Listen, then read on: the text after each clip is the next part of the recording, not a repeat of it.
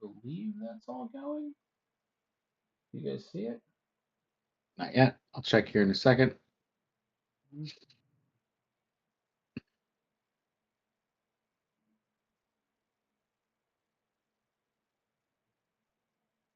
Yep, says you're live. Okay. Oh, there I am. So fantastic to see my face again.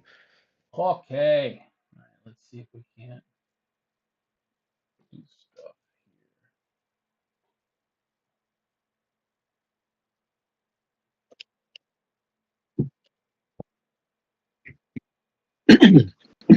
At max 8232 Q2G.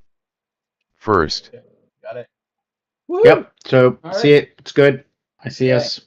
I And brought the volume down, so there's no issue there. It looks a lot better than last time. Like last time, it was a little chaotic. This is a really nice kind of mix to it.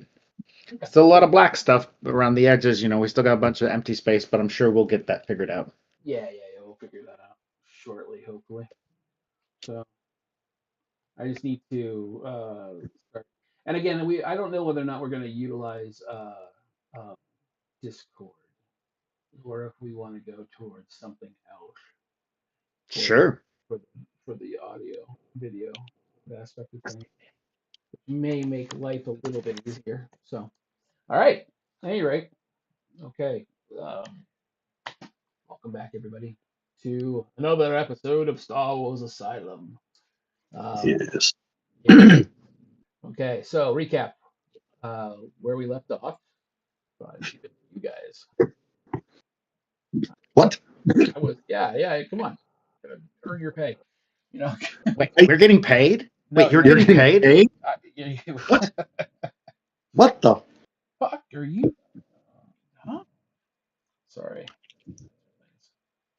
Why do we need to send Ulaanbaatar, completely legitimate businessman, has a fuck-up brother named Fosta, who has now put himself into debt to various people, the sum of 475,000 credits. And that has gotten so bad that Ulan's uncle has said that he needs to go deal with the situation personally on Asylum. And so he has traveled to Asylum to try and find out what has gone so terribly wrong with his brother, and has picked up a job because legitimate jobs are just not going to cover this amount of money. Ulaanbaatar tries to stay generally as much as one can on the right side of the law and be a legitimate businessman. The uncle, not so much. But the uncle knows that if you do not get rid of this debt, it only gets bigger. So compound daily interest is not your friend. So he has gone to Asylum to find a way out of this pit of debt. And his brother and he have met with a potential client who offered them a rather lucrative, if slightly dangerous, contract to get cargo. Fair enough. Right. So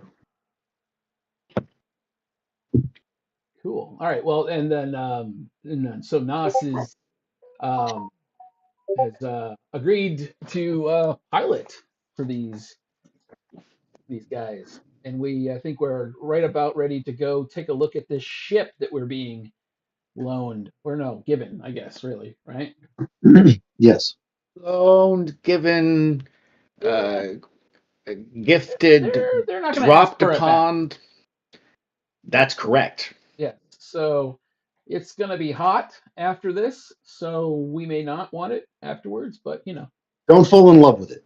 don't fall in love with it. Exactly. Don't fall in love with it. That's where we're at. Mental note, this is the strange goblin in the bar that the characters fall in love with and decide to keep. Noted. Yeah, I've never done that because it doesn't end well. It never ends well. Exactly. So I have strict rules on that. This is the cargo van that's running out back. So Yeah, it still has that don't belong to it, and there we're at. It still has the spray-on stallion image that has the little swoopy bit underneath the feet like stars, but all the paint's faded. It was dark blue, but now it's like a light blue mostly and rust. but it still has that 70s, 80s feel, and the shag carpeting is on the ceiling still. It bows in some places, and there's that mildew smell and that other smell on the inside. So, yes. Yep. So we've we're going to go see the ship.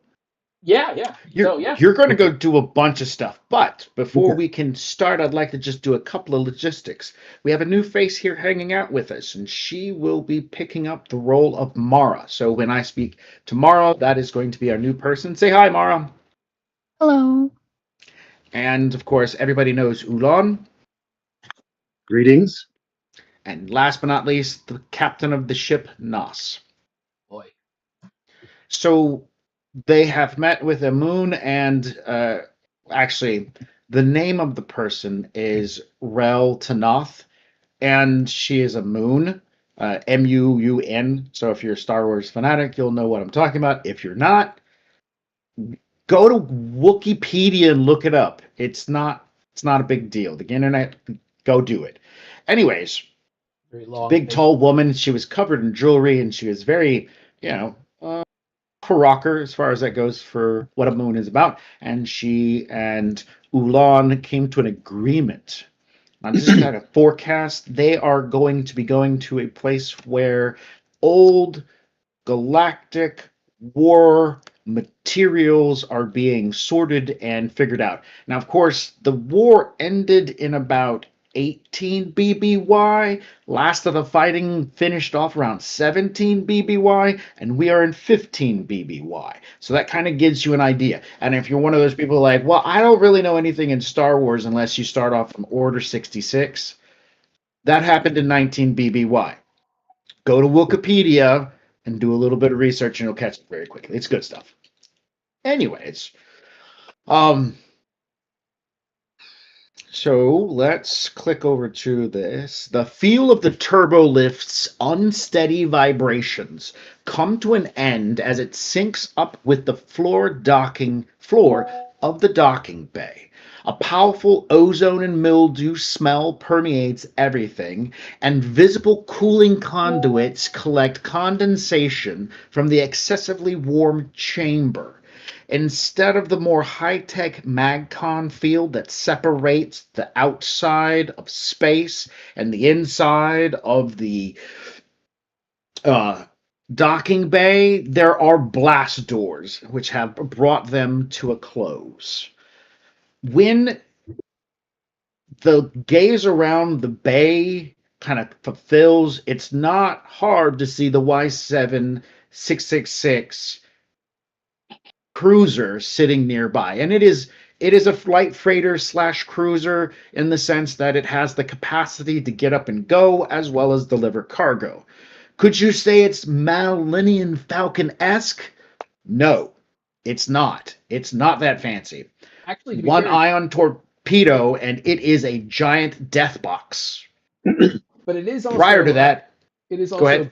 based on the original sketch for the Millennium Falcon. So the YV666 is actually more similar. So if you know the original illustration for the Millennium Falcon, which is more of an elongated thing with like the Falcon's cockpit in the front, and it was all just kind of like Space 1999 esque in a lot of ways. So that this is what that ship is. So And they do use it Is quite there a a bit. method? Sorry to Go ahead. interrupt. Is there a method to bring up images within the stream or within the I can Discord? Because sometimes the visual aid might be of assistance in this. But yeah Oh yeah. maybe that's what I'll take this area at the bottom here and I'll turn that into maybe the image pop-up area. Yeah, otherwise, we could do like hand puppets. It's like Yeah. really long. interpretive do like dance. interpretive Or dance. have a I bunch know, of I pieces know, of I know. paper. It's a spoken medium, but All right, cool. Sweet. So the bay itself, sealed by large steel reinforced or Durasteel reinforced doors instead of the normal like cool, high-tech screens, provides a situation where when the ships come in land, there's roughly about a few seconds to maybe a full minute to where the thrusters are still going off. Plus, there's no real good circulation of air, so this place is warm. The YV666 sits 2 bays away from you guys. The nearest bay has like 3 parts to 2 different ships, and they seem to be tearing them apart. Old parts, thrusters, and whatnot. And it's also a collection of cargo. The farther bay has a giant hyperdrive engine section to some other cargo vessel, and it looks like they're either doing a tear down or a rebuild, but you would probably be heavier into the tear down. So it kind of bodes to the situation as you look on either side of what the YV666 sits. It looks like it's a deconstruction zone and not an actual construction zone. A repulsor lift zips by, taking parts and people from place to place, and you can see that the docking bays continue on because the space station you're in is circular, so it continues on around beyond your sight.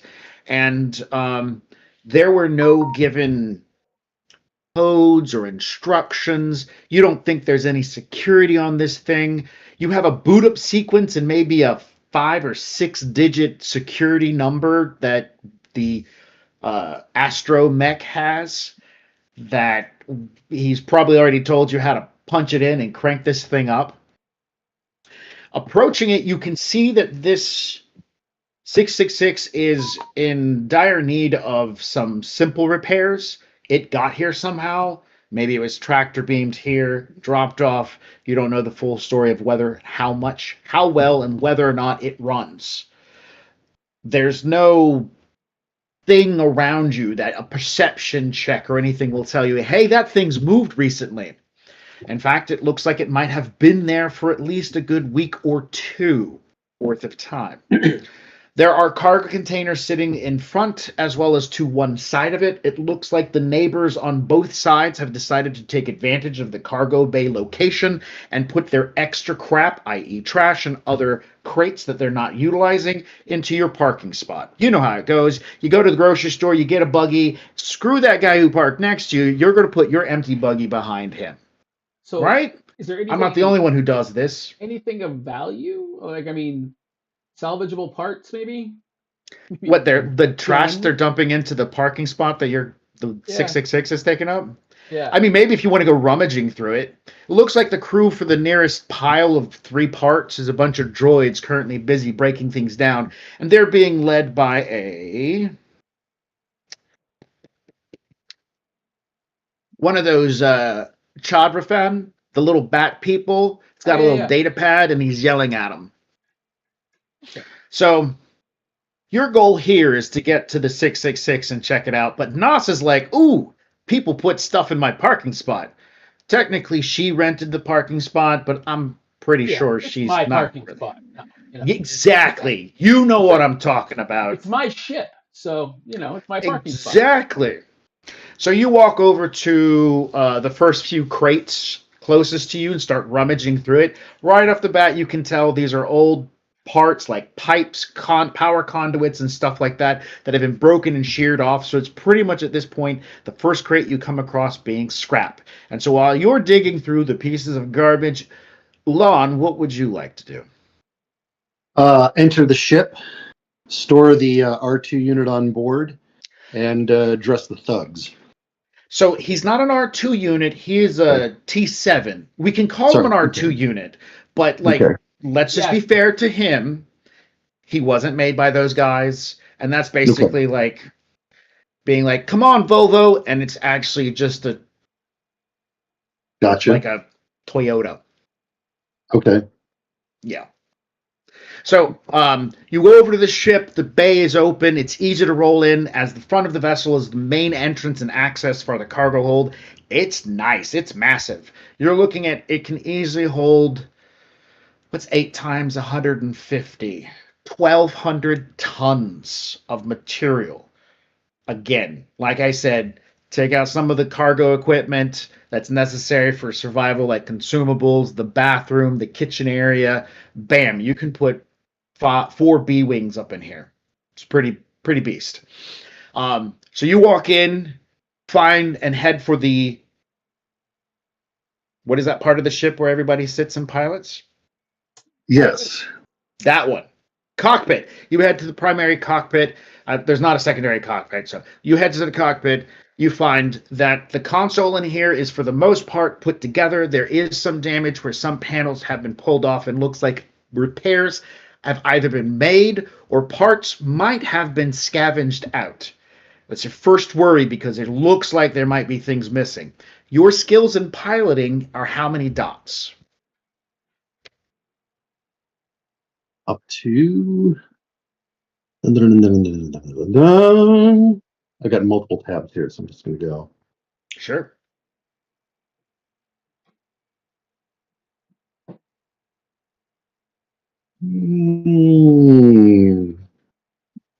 This mechanics, my piloting, 3 dots. 3 dots. Fantastic. You look Well, around for a moment, He's got and one. right off He's the got one skill, but he's got three. He's got a 3 attribute, so he's got 3. Three. Yeah, so 1 dot. Sorry. 1 dot, but the backing up of his 2 others from his attribute tell me that he has a good understanding to look around the cockpit without a dice roll and say, yeah, it'll fly. You will be at one control panel, and then there's going to be a lot of the T7 carrying some weight here, getting systems running, because until the panels get fixed. Nonetheless, you're sure if Nos needed to, he could jump in, hit the start button, and this ship would start flying out as soon as those doors open. You're not worried about that. She will fly. So you bring in the T7, you park him in his spot, and tell him what? Go over any systems that need to be gone over, any updates that need to be made within the coding, see if there's any problems that show up that we don't see. Test the coordinates that we were given, see if they lead to someplace real. Sure. And we need to. Sorry. He will tell you they're real. I know. I took them down. I know my job. I can check the ship out. Gosh. All right. I'll get to work. Okay. Yeah. And so he rolls over and his little splicer pops out and pops in and starts doing stuff. Lights on the control panel begin popping on and whatnot, and you can hear subsystems throughout the ship begin clicking over and whatnot. All right, so between you and the other cargo wranglers that you have brought along with you, do you have any fancy to make any of them, I don't know, important? Like, hey, what's the other one? Not Fab Joe, the other guy. Son of a. So, like, do you want to make him important? Because he knows how to use weapons. Like, hey, son of a, I need you to do this, that, and the other. Right? Does this vehicle have any weapons on it? Can Negative. we see if it... You did not see any coming up. That doesn't mean there aren't any subsystems hiding weapons. It just means you didn't see any walking onto the vessel.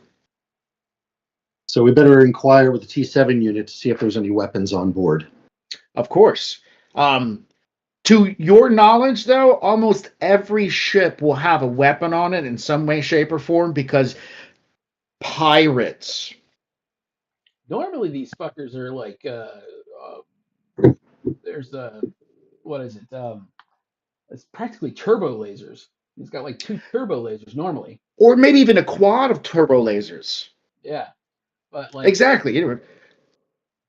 But it this has is probably changed a couple of hands. Exactly. They're normally heavily armed, but this one doesn't seem like it is. Correct. All right, so back to Son of a. Do you want to like nominate him to like be responsible for tasks? Like you've given the T7 tasks. Do you want to pop on the comm and say, Son of a, I need you to do this? Yeah, I'd like Son of a to ascertain the weapons situation.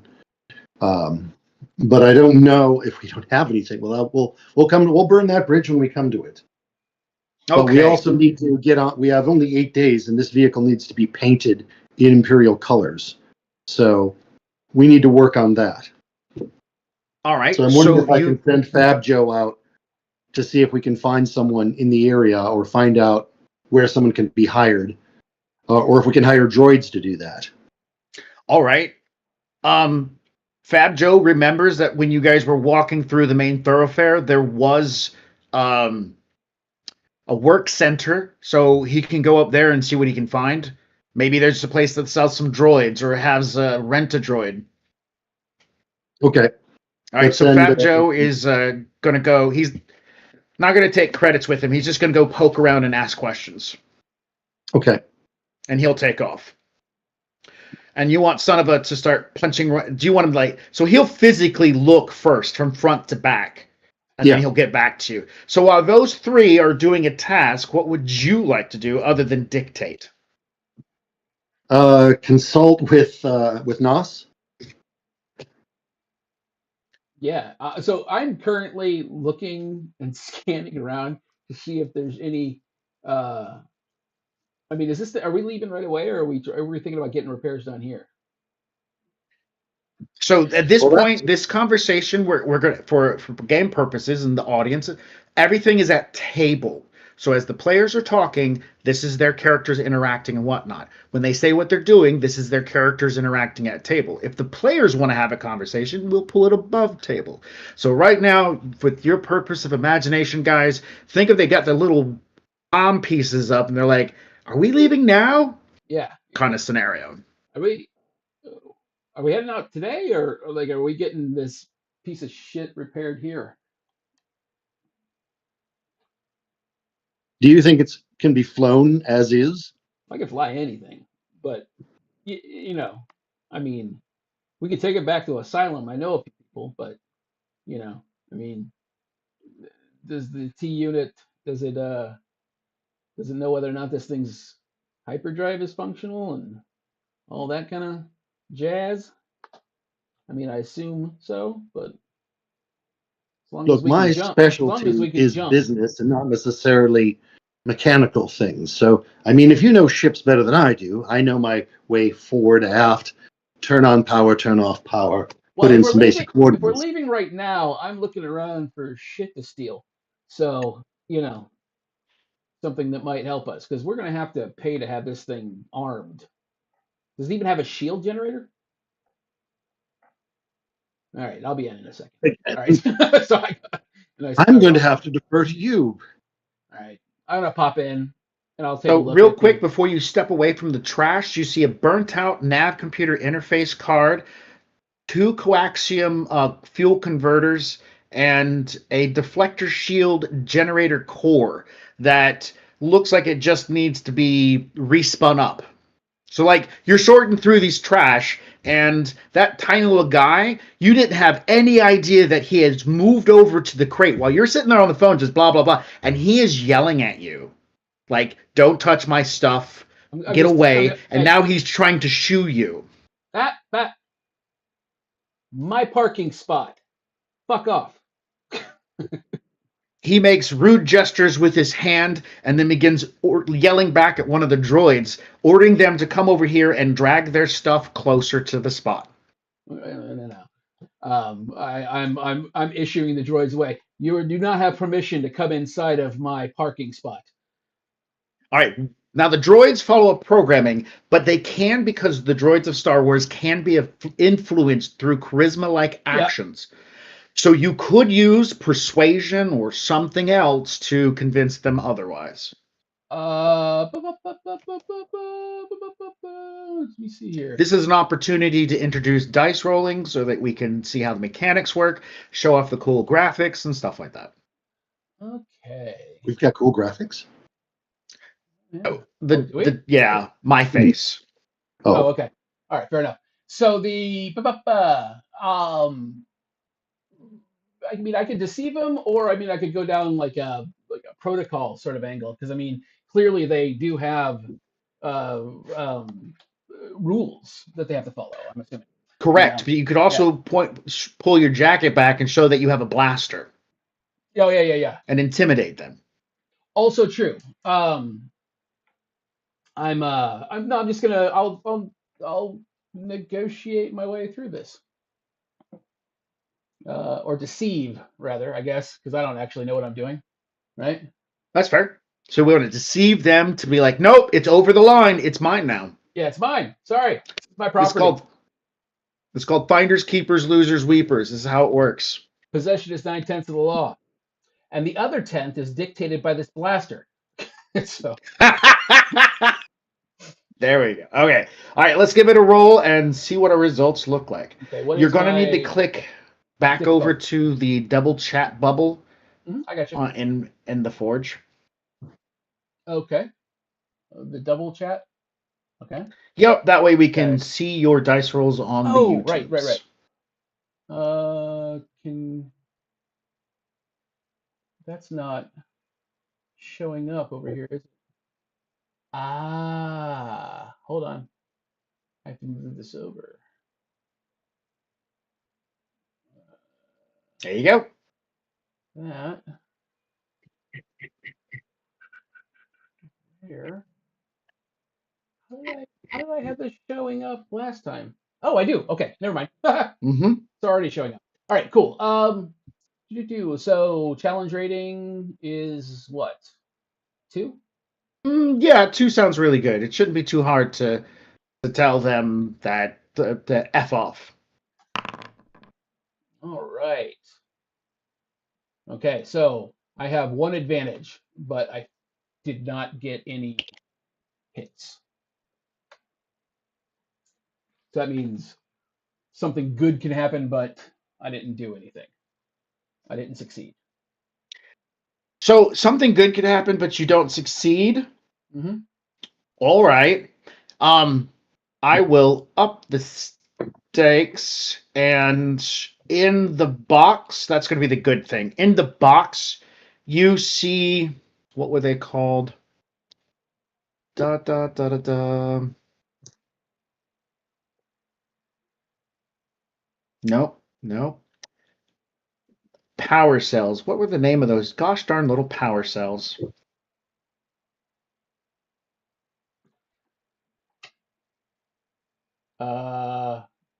Coaxium? No. The coaxium is part of like batteries and stuff. I'm trying to think of like hyperfuel. the hyperfuel's name. Oh, coaxium. Oh, come on. Yeah, it's coaxium. No, it's the gas canisters that they use for the Oh, weapons is what I'm thinking. oh,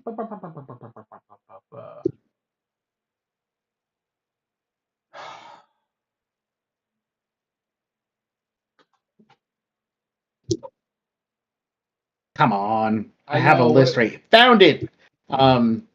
You inside you as the droids come over and you're like, hey, finders keepers, they don't come by themselves. In fact, a heavy loader comes over too, so it looks kind of big and imposing. And so they start picking up stuff, and so you decide to just grab something to go, and you grab from their box a I just had it. Mother Hubbard. There it is. Tibana gas canister. Okay. Savannah gas. All right. So it's like they're coming over, they're grabbing stuff. You're like, no, this. And finally, they just reach in, you grab this canister, step back, you take a look, you're like, okay, all right, this is good. All right. Well. Okay. So they're moving it out of my spot. Yes, they're Okay. taking your stuff. Really, listen. I'm going to take this up with the authorities. You can continue forward, my friend, but let me just say you're stealing at this point in time, and I'm within my rights to, you know, take matters into my own hand if you don't stop now. Unfortunately, the droids don't listen to you. They seem to be under the command and the more of a fear of the tiny little bat creature. No, I'm talking to the bat creature at this point. Okay. So you head into I'm pushing back the, it's not a blaster, it's a sword essentially. Yep. Mm-hmm. Nope. Still not influenced. All right. Well, Can I come down the ramp to address the bat creature? yeah. Be like, hey, Hey, this guy's taking our shit. Sure.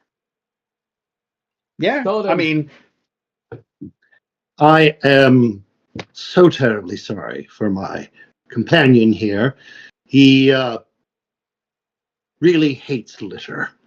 I mean, his entire people are very neat. And so this sort of disorder makes him very upset. And so I apologize, but it is, in fact, a tremendous amount of stuff in our parking area. And we appreciate very much that you're moving it. I don't see any reason that we need to talk to the station administration about this.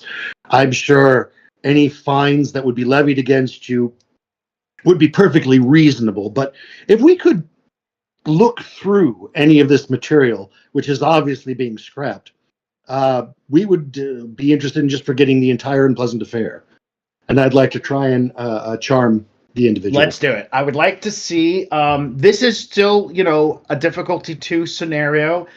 He should be easily charmed. And by the way, the Taban gas that you have, it is a gas canister. It is full. It's a liquid coolant that's used in hyperdrives as well as part of the carbonite procedure for turning people into carbonite. Okay. Go put that on the ship so that Oh, in yeah. case they just noticed it's gone. Just throw that up the ramp there. Yeah. All right.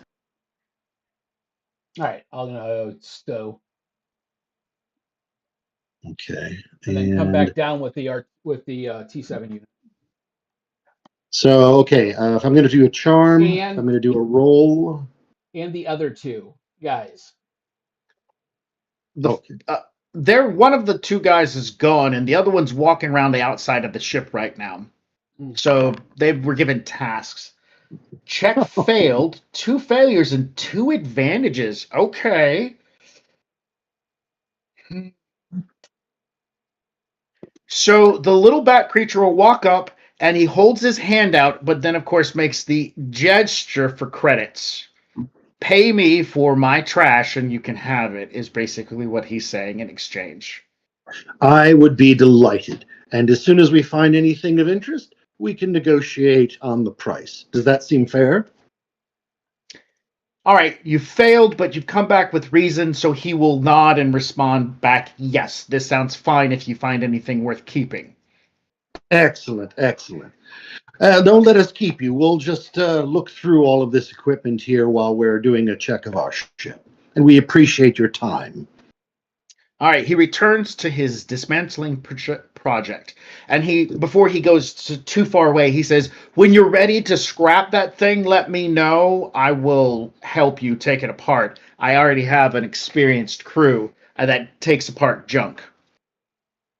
Very kind of you. Is there anything in there worth keeping besides the Tabana gas? All right, let's give it a... All right, I have a junk listing. So other than like scrap metals, which can be useful for repairing and whatnot, especially considering the ship might have some, let's just be honest, holes in it that you might want to solder up, let's give a dice roll. And I am looking for you to roll 2d6. And your objective on the 2d6 is to roll greater than a 9. So you're rolling the 2d6 and adding them together.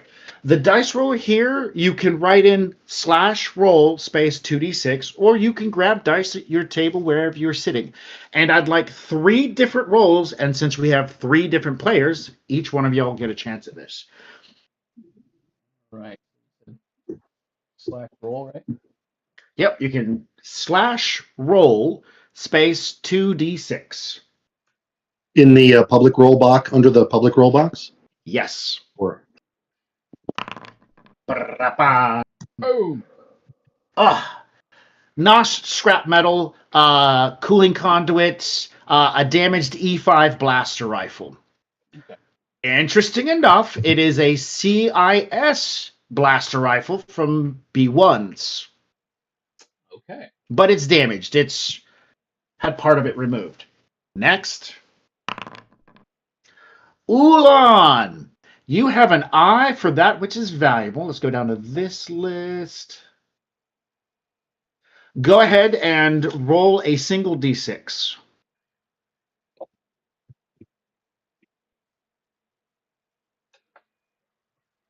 Oops. Fantastic. One on the list is a 6-pack of repulsor lift coils. So the average repulsor lift generally needs a coil for every part. So these are 6 and they're brand new. Okay. So these guys could easily get about 100 credits each. So that's like 600 credits. This must have been accidentally dropped in this box because that's not garbage. Okay. Last but not least, let's move on to Mara. It's your turn to roll. 2, we're going back up the list. Scrap metal, again, just like what Nos found as you go digging through the box. Interesting enough, there is a box for slug throwers in the 2, so roll a d6.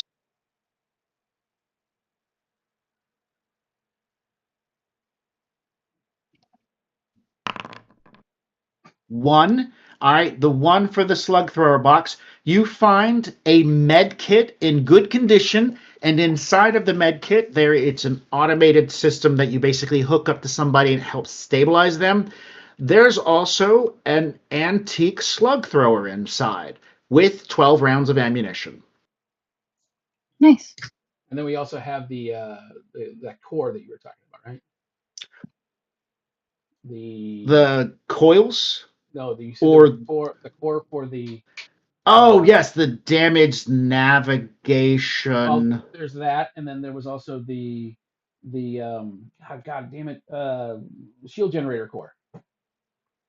The damaged shield generator core. It is in there as well. Tell them we'll take the lot. We'll just load it up.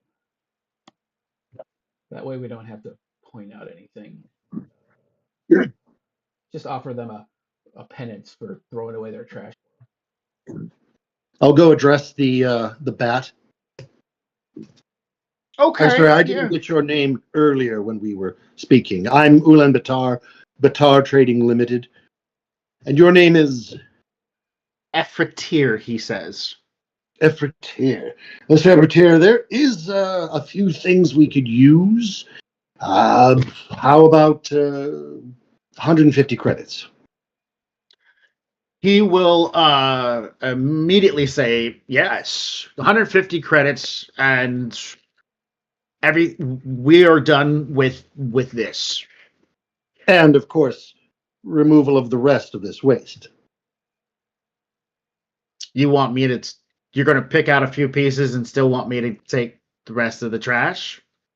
I mean, I could go to the station master and literally rolls. Fine. 150, and I will take care of whatever is left behind. My apologies for putting stuff into your spot. No problem. These things happen. And I hope you have a successful breaking career ahead of you. Miserable little bat turd. We call that guano.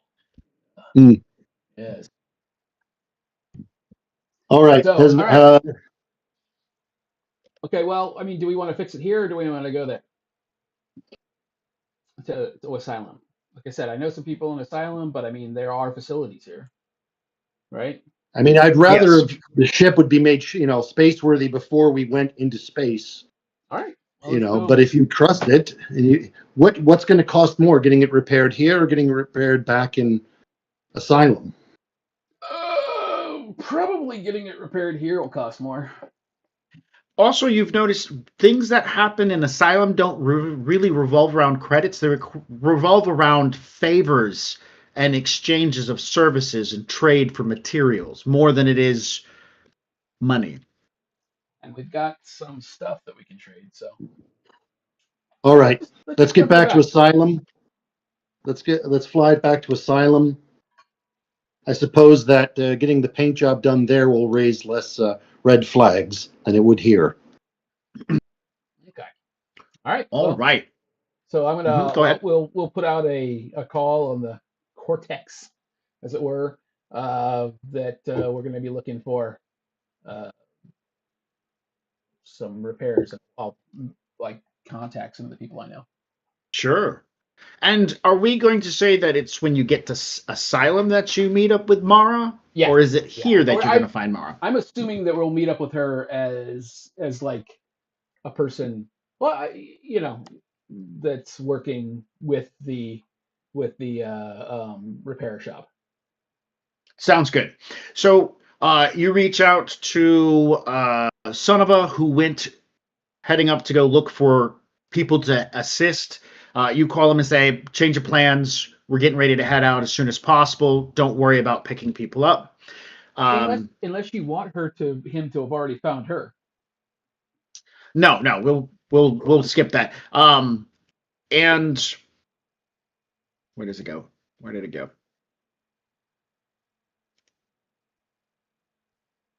There he goes. And yeah, no, it was Fabjo who had gone up to look for people. Yeah. So Fabjo is coming back, but he says, if interested, I did see a droid place where we could buy some droids, but at the same time, there's a lot of B1s back at Asylum, and so we have, so he's going to head back. You guys get to make a choice. If you want to stick around and buy stuff, you could always come back. It doesn't matter.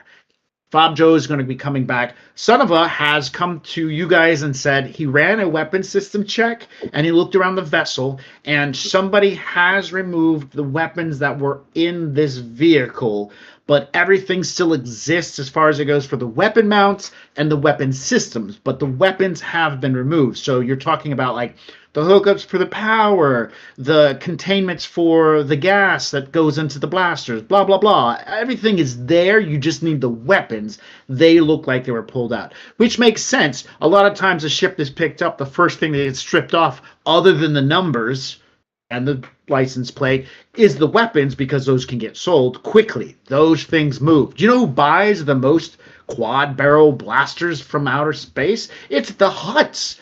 They buy a lot of weapons, so it moves quickly. Okay. Fair enough. All right. Well, let's we'll go on. I'll boot up the ship. But he's got good news. He will tell you that the ship has got two setups for quad lasers. Or sorry, yeah, two quad laser cannons in front and along the main midsection. There's a dual-mounted twin light laser cannons. So the mount's still there. Just got to put the cannons onto it. So, got two forward-facing quad lasers and mountable side-firing, rotating lasers. So that's really good in his opinion, because you can shoot somebody behind you and you're not like, oh, they're behind us, all our weapons are stuck. Okay. Is there a shield generator on this thing? There is, and the ship also has the Macon shield generator, so if there is like any immediate openings into outer space, you're not going to get sucked out. So you're going to have life support shield, Always you have helpful. shielding. Go ahead. Fair enough. Always helpful. Yeah. So T7 will tell you that the life support is functioning. That includes the artificial gravity, and it is within acceptable limits as far as the system goes. And he'll tell you that it has roughly around 2 months worth of air inside the vessel right now for the life supports. That's not necessarily like just in the vessel. That's like the recirculating air supply and stuff like that. And if you really need to know, the AC works, and so does the radio. So you got music on this ride. Okay. Shields are up and running. The hyperdrive, the backup hyperdrive is working, but the primary hyperdrive has some detected issues as this is going to be technobabble, so just bear with me. The gamma shielding has become damaged and no longer holds the parameters necessary to protect the crew going into primary hyperdrive, followed by, and the droid just starts da-da-da-da-da-da-da-da-da-da-da-da-da. Can it run? Yes. Will it catch on fire? Maybe. But the backup works, right? The backup works. Listen, if you're going to go down to the gas station and you have to ride a tricycle, then you ride the tricycle. Exactly. So, all right. Well, let's At light speed. let's get her up and going and hop out. It does have a Class 14 backup hyperdrive. So, I mean, that's something. Its primary is a Class 3 with damages. So... With the damages? Okay. Well, Yeah, the class 3 has damages. It can still run. How long is it going to take with the 14 to get back? To get back home, it took an hour to get here when you were using a class 10, so it's going to take like an hour and 20 minutes. Fine. That's fine. Yeah. All right. This station on the HoloNet, this space station substation, which is part of the HoloNet, is not far from Asylum. Of course, they don't know Asylum's there. It's not like it's a nebula. So you guys pile in. You jump to the console, push all the necessary buttons, contact the tower, and say we're ready to leave. Open the doors. They go through the whole procedure. The problem with the doors is everybody's got to leave. All the droids have got to leave, or they got to turn on magnet. The little bat guy, he's got to leave because they got to get everybody out, shut that door, Sounds like a open the them door. problem, but Yeah, exactly. Yeah, that's awful. Back everything. And then, so it takes about a good 15 minutes to get everything figured out before you guys are backed out, turned around, and heading in the direction of the hyperlane to get toward Asylum. The panels in front of you as you pull out, immediately, like the number of emergencies and warnings and like the first annoyance you have easily fixed is the autopilot just keeps turning back on. Oh, nope, I got autopilot. Nope, I got autopilot. And so like in the first 5 minutes of just trying to back out, it tries to go to park again. So you're like, all right, let's start backing out. Oh, nope, I'm parking. Why the fuck am I parking? I'm going to reach underneath and just kind of disconnect it. Yeah. is that light important? Should that light be on? Listen, Should that light be on? none of the lights are What is important. that light? Don't worry about it. Don't worry about it. Well, Okay. there are As more long important lights than other lights. As long as there are lights, we're fine. That one's flashing. Should that one be flashing? All right, so your objective to while you're having this argument with Ulan is to disconnect the autopilot is your answer. Gosh, you're gonna need to make like a mechanical roll or maybe a melee weapons roll. You just cut that sucker out. Yeah, whatever you want to use. Well, either one. They're exactly the same skill. So I'll let you choose which one you want to roll because that'll Actually, dictate the results. Yeah, no, it'll just be this. Okay, because he's in a. What's the difficulty? 1. 1. Got it. Boop, boop, boop. And boop. Yeah, with a melee roll, I just kind of.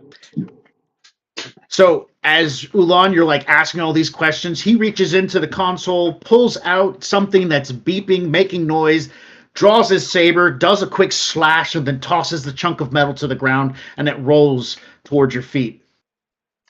It makes a tired, whining noise as if it's a life form slowly dying. Well, that's one way of dealing with that. Right. But listen, Onward. It'll be the noise is gone. See? Peace. The noise There is a indeed lot less lights and flashing noises and flashing lights and buzzy noises. You pop it in the reverse, slide out of the bay, and head out into space. It takes only a moment.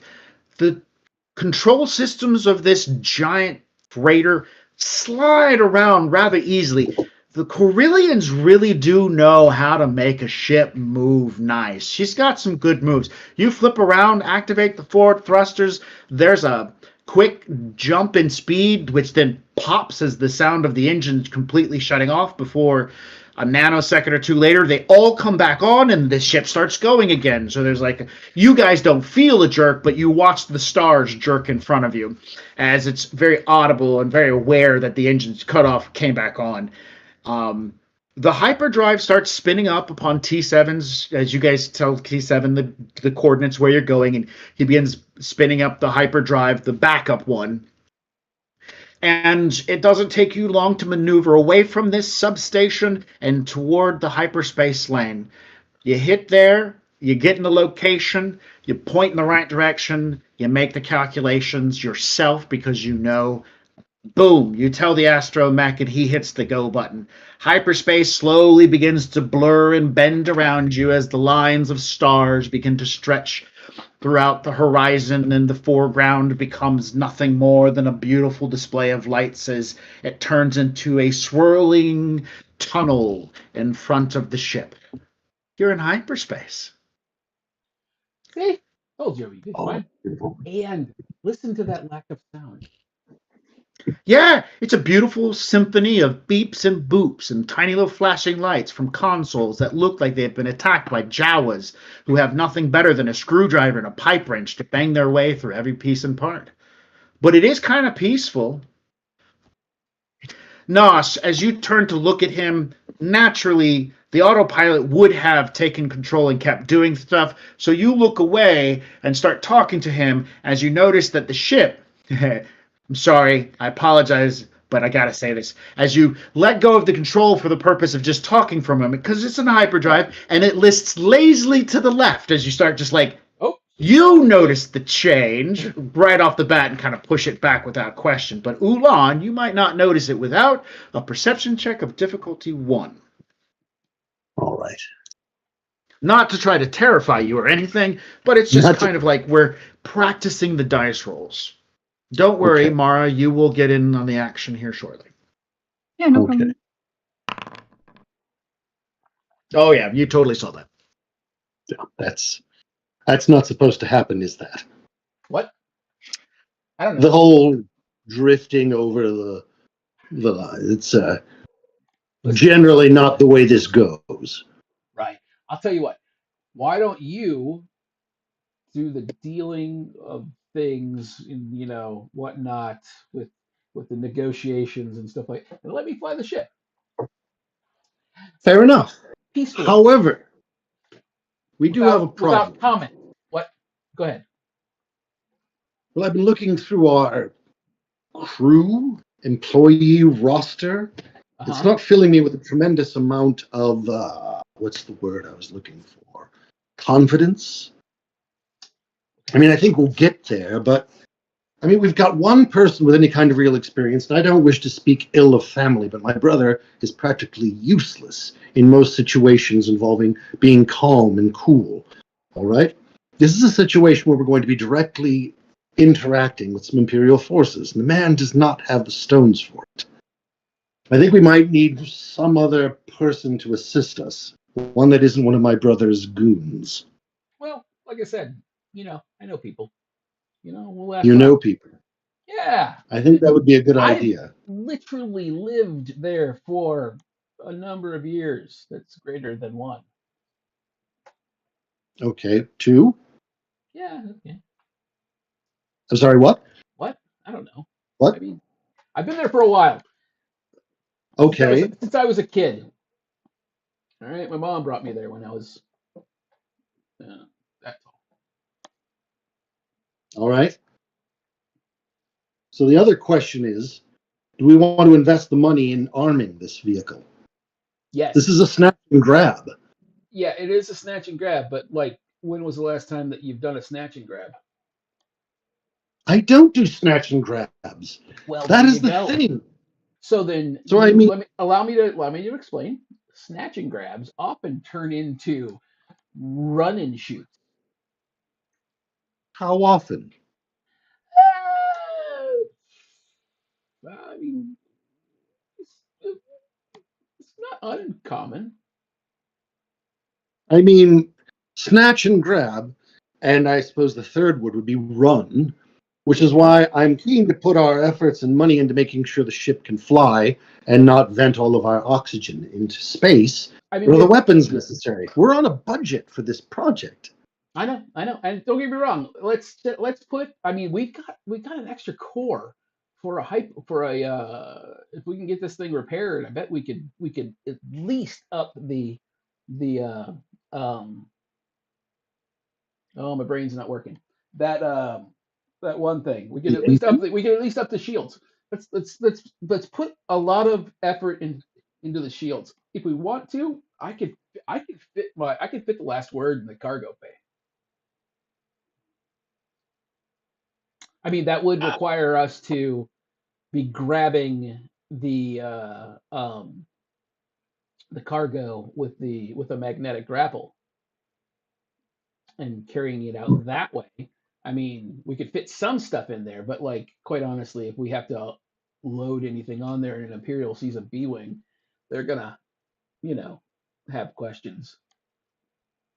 Yes. I think the B Wing draws a lot of attention, don't you? Yeah, it will. But it's also a really great ship.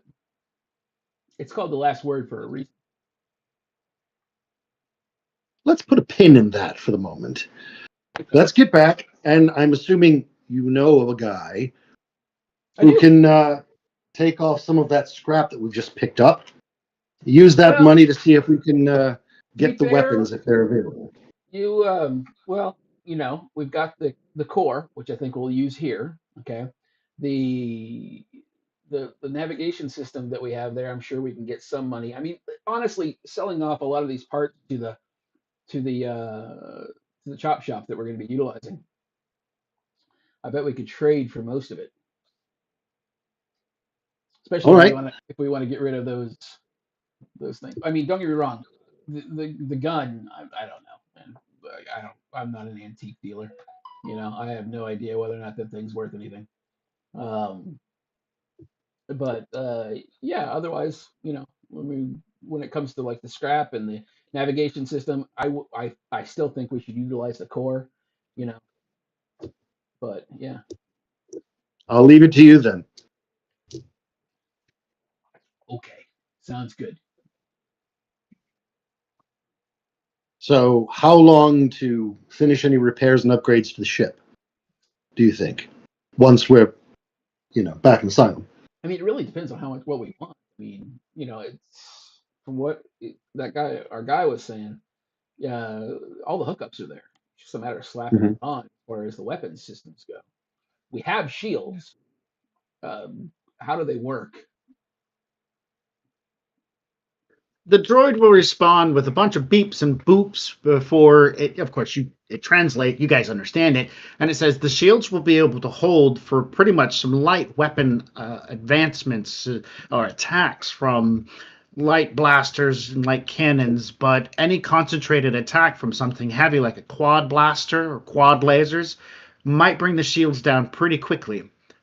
We can refocus shields on, especially if the attacker is behind us, but that might not last as long as you would want it to Yeah. unless we can get out quickly.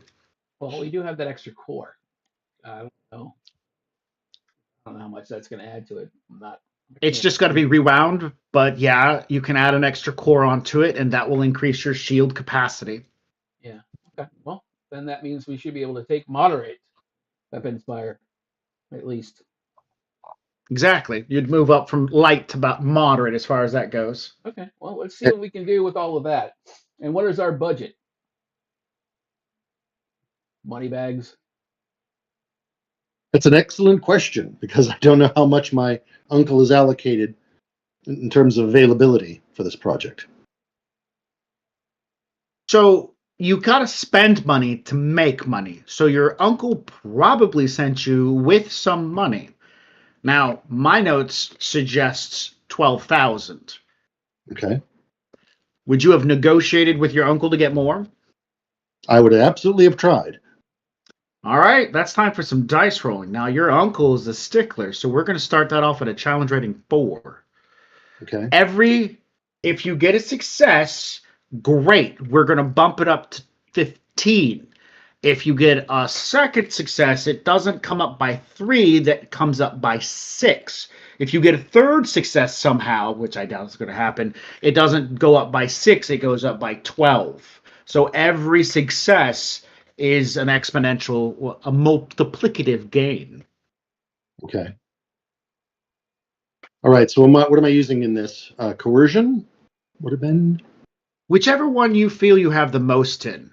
Like if coercing your uncle to pry open his wallet and dish out some credits is what you need to do, because you realize your brother is living on the freaking outer rim. It's dangerous out there. Or Okay. maybe negotiation. Don't you want me to succeed? Okay. Maybe demolitions. You put a bomb in his pocket and said, I will give you the passcode when I get back if you don't give me this much money. Whatever You don't skill do you that want to to my own. use. It's not probably a good idea. I would go with charm, I guess. Cool. And Let's do that. And the difficulty, I'm sorry, was what? Charm? Do you have anything in charm, or is it in negotiation? Oh, negotiation. Sorry, I had to scroll down a little bit. Yes, I do have one rank in negotiation. So that's what I would probably use. If you're using negotiations instead of charm, the difficulty comes down to 3. Okay. So I just want to make sure that I'm using this because I've got an upgrade ability. An upgrade difficulty and downgrade difficulty. Mm-hmm. No, you want to go to your difficulty, and where it says 2, change it to hit it, and it will move up to 3. Okay. And then roll it. Nice. 2 successes. So it doesn't go up by an extra. It goes up from 12,000 to 21,000. You would aim for 25, but there was some back and forth about where that money actually needs to come from, who needs it more than you do, and finally in the end, you got him to settle at 20, and then your mom gave. Actually, we're going to say you got him to settle at 18, and your mom gave you another 3K to kind of make sure you get your brother some help. Thanks, Mom. So with the advantage, just as a note of like trying to set the tone for things, like the advantage should come into play, and you should like give some kind of side effect from the uncle that is based on this interaction, so that is advantageous, but mildly so.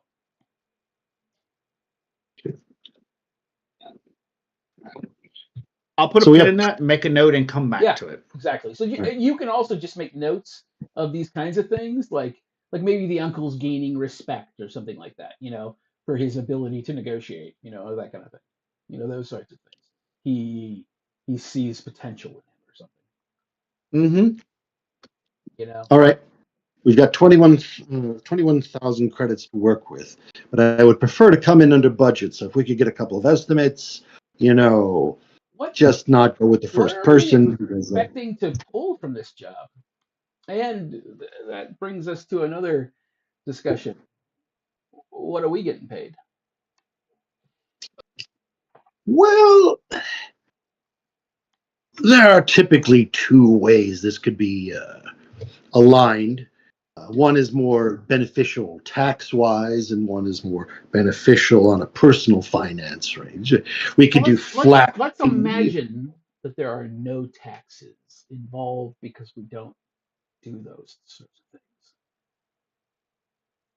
things. Well, then. Let's just say that Asylum is all about not being part of the cesspool that is the galaxy.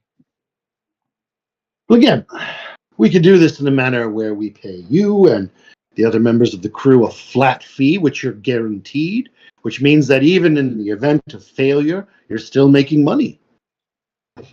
Or we can pay. We'll pay the other guys on anybody that's brought in. We'll pay them as a contract worker. What are we paying? What are we paying them? And then what? You and I are splitting the proceeds 50-50, right? Well, after expenses. Well, they're not. There's a good chance they're going to try and ask for a share, but if we pay them a little bit better, then they don't have to be so pushy about it. So I don't know. What does work like this normally pay? My knowledge of this, of hiring on underlings, thugs, and goons is. And that is a question for our game master. What sort of is it? What is a good but not overly grandiose pay? Like, what could we imagine a entry level guy to think is good? So let's start off with the cost of a cup of coffee. You go to any space station, a cup of coffee is going to be a credit or 2. Fancy coffee might be 5 credits. Okay. So that's kind of like the first gauge. Let's talk about renting a space on a space station or a ship somewhere. That might be about 20 or 30. For a fancy room, you might be paying 70 credits. So like that's the Motel 6 on the side of the highway, or a nice bus ride from one location to the next. So those are kind of the ideas that you're talking about. And you're asking people who have little to no skill to go into a dangerous situation. So, maybe 400 to 500 credits might be really great to tease them into going, yeah, let's do it, without worrying about negotiating, because that's part of it. Hey, I'm giving you 500 credits. Let's go do this really dangerous thing. Yay! They're like, I could do a lot with 500 credits, especially considering that, like, in Asylum, 500 credits really doesn't have much spend space, but it allows you to go out, get materials, then come back. Materials that you can trade for and be much more wealthier. So that being said, people at Asylum, 500 credits won't weigh as much as 500 credits from somebody outside. Now, let's say you come across somebody who is an expert, somebody who knows their shit. Let's talk about Fabjo. Let's say Fabjo does know their worth because they're an experienced military medic. You offer 500, they'll be like, yeah, but I'm not going to get in any fights. That might be part of the deal. But let's say you say, Fabjo, we're going to give you 1,000 credits, but you got to come along, you got to be a combat medic, you got to get into the fights. 1,000 credits might motivate him to be there for that purpose. Let's say you come across, I don't know, a Mandalorian bounty hunter. Holy crap, that's going to cost you some. Okay. 200, 300, 400. Easy to do like one simple job on their timetable. Okay. They're toting along. So 500 is a lot. If you offer a bounty hunter 500 credits for somebody, they'll take it. They'll take 200, but they're doing it at their pace. If you're asking somebody to go jump into a dangerous situation, 200 is still really good, or 500 pretty much makes people go, yeah, I'll do it. Well, Like, what are they expecting us to pull from this job? each container is about 150 tons of material. Which translates to, Well, let's just say 150 tons of Durasteel. That's going to be somewhere around 2,000 to 3,000 of like unprocessed bars of Durasteel. Let's say it's just flat bars, not just junk piled into a box. Yeah. 150. That's like 20 to 30,000 credits easily, because 150 tons of Durasteel itself is going to turn into several ships, or at least parts for ships. That's a lot of stuff. So that's resale value, or that is fencing value. Fencing value. We're talking fencing value. Resale value like 40,000 to 50,000 for 150 tons worth of Durasteel, straight from the factory. How many crates can we fit in this? 8. Fit 8. 1,200 tons can fit inside the cargo So container. we're looking at about 150,000 on the low side. Yeah. Each crate, in a general idea, could be at minimum 20K. But if you get out there and you find a crate that has some pretty unique devices and things in it, that value might jump up exponential. Okay. And the best part, you could negotiate. Let's say there's a hyperdrive out there in one of them. Asylum could use a new one. What if there's a new power source? You find it in the list, and you're like, we need that crate. That could be so valuable. You won't get paid for it, but you could negotiate it as part of your 75%. So we could sell this ship for about 10,000, right? Yeah. Right about now, 10,000. But you probably find somebody who really wants something like this might give more, up to 15. And if you find somebody stupid, 20. Yeah. Okay. Yeah, this guy. I mean, don't get me wrong. These ships are great. You know, they are workhorses. As long as you know don't treat them like the guy that this. All right. Mhm. So I want to talk to both Sonova and Fab Joe individually and make them offers for a flat pay for the gig. All right. So looking at both of them at the same time, you've got them separated. What are you going to offer both of them? No, I want to speak to them Revolutionary individually. Digestion I Great. 0W. What do you want to give Cheap one UER to the other? Sonova, I stream.com. want to offer Remove the 400 space. At and me Fab Joe OCTHKL. 500 for the job.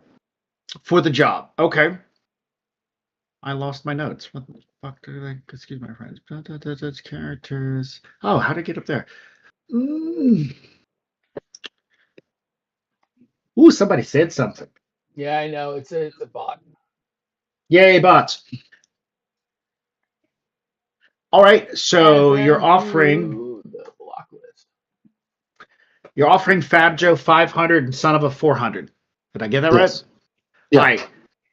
So I'm gonna let you roll your negotiations. Son of a is going to be a 1 difficulty because again, he doesn't know his value and he's not very good with it. But we're going to say Fab Joe knows his value a little bit and he's going to be a difficulty of 2. Every success you get past the first, you're pretty much able to get them to come back a little bit on their price. Okay. And we'll do that notch-wise at 50 credits each. So we'll basically, you started at whatever you roll, we figure that number out, and that's where you started at, and then you negotiate it up. Make sense? Okay. All right, so the first, you rolled twice, it looks like. Oops, I did. Sorry. Oh, okay. No, so- you just rolled once. You Yeah, rolled just one. once, and your first negotiation is with Sonova or Fab Joe. With Sonova. All right, so you start off with Sonova, and he actually seems to have a really good grasp of what he's doing when he negotiates with you, because you started kind of low, but he got you up to 400 because he talked about the weapon systems and the things that need to go into it. So you're just like, yeah, he already has some leg work into this, so you decide to give him 400. Now let's go over to, and you got 2 failures, but 1 advantage. So Nigel, that advantage of 1 in that failed roll means what for the player? Okay, so he what was his misses? Failure of 2. Okay, so you should the the other direction should always be more than the direction of gain. So he's going to request 2 units more than, Right. yeah, but he's enjoying the conversation. So that will give on the so you'll do a new based on the new number, okay? And then give him maybe Oh, give him like a blue die towards it because he sees this advantage. You know what I mean?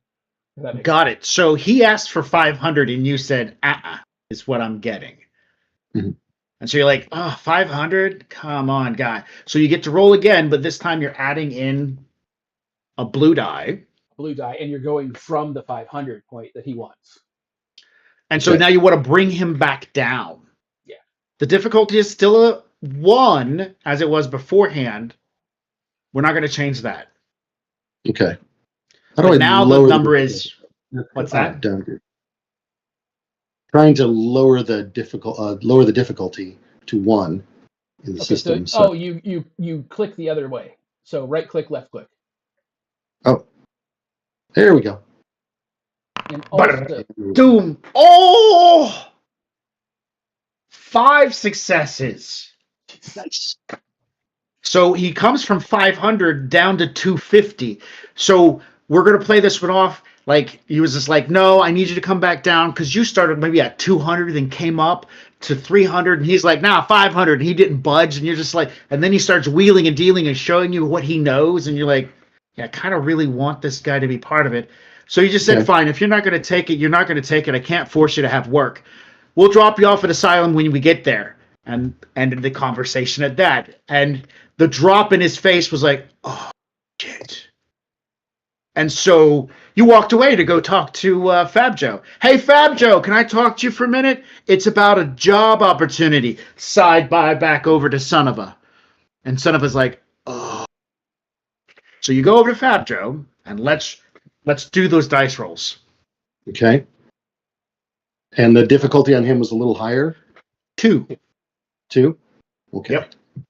But no blue die here, just straight negotiations. Oh, sorry. I'm actually not on the thing. Did you just click his dice for him? No. I didn't have the dice roller up. I was looking at it different. Oh, got it. Well, nonetheless, 4 successes. So you were offering him 500. You've made 4 successes. So you start off at 300, and Fab Joe goes, okay. Nice.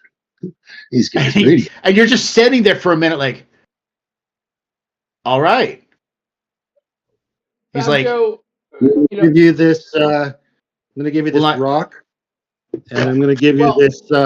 that I'm means going to give you this gummy bear that has my beard hair on it, and I'm going to give you. I can see the hair.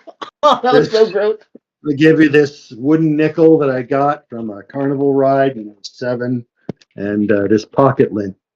Is that good? Okay. By the way, you might die. Do I get a blaster? What the hell do I look like? Santa Claus? What? Yes, I'll get you a blaster. All right. So after that moment of exchange where you're like, great, I'm glad you're part of the team. And Fab Joe takes a step away. Sonova walks over. Okay, I'm sorry. I need the job. I'll take 250. Sounds good. You're part Do of I get the a team. blaster? Don't you own one of these things? Aren't you a thug of some kind? Don't they issue these to thugs and goons? Sycophantic toadies, yes men? From the other side, I go, I don't got a blaster. Yes, I know you have a blaster. He No, wants I one. don't. Everyone I don't wants have a a blaster. blaster. I don't have a blaster. I don't. You don't have a blaster. Do you want a blaster too? No, they're because I could go and buy in bulk and probably pay less. As my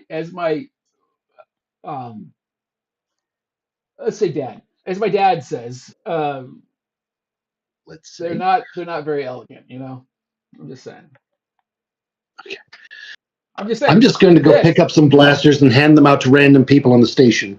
The idea that hey, are you a thug? Why, yes, I am. Here's a blaster for you. Have a good day. Complimentary blaster. Complimentary blaster. Thugs are us. All right. What's the Wookiee holiday? Universal Life Day or something? Life Day. What's Life Day? Life Day. Happy Life Day, I guess. Well, I'm a non-practicing Orthodox Life Dayist. Life Dayist. A deist? All right, let's get back to Asylum because we've got a lot of work to do. We are. All right, so I feel that was a really great lead into a lot of stuff. So make sure to note down. I'll note down 300 for Fab Joe and 250 for Sonova. Yep. But both of them requested a rifle, a weapon, blaster of some type. Yep. And we fast forward to you guys arriving at Asylum. The nebula is easy to navigate, and contacting the station to prepare for your arrival, not a problem. This big ship can not easily fit into most of the bays, the damaged ones and whatnot. So it's got to hook up to the outside of the place. So, well, there's a giant platform underneath of Asylum. That's true for larger ships. Okay. So it goes to the platform to land, and from there you guys are able to get in and do stuff like that. So imagine that on the platform there are several, repair facilities for larger ships. Okay, I will agree with that one. And so as this YV666 comes into the land, and you contact the tower will ask, do you want us to send out a crew for anything? Do you got something for trade? We could do a refuel or something. Well, I'm looking at him. Well, we do need to refuel, and we are going to need some repairs done. Oh, Nas? Hey, how's it going, then? What are you doing in that bucket of rust? Listen, remember, like I said It's earlier, vintage. we don't ask questions. Remember? All right, like that is Oh, yeah. right. We just kind of go with it, and here we are. So, anyways, how you been? Right. Sorry about that. I'm doing fine, you know. How's the wife?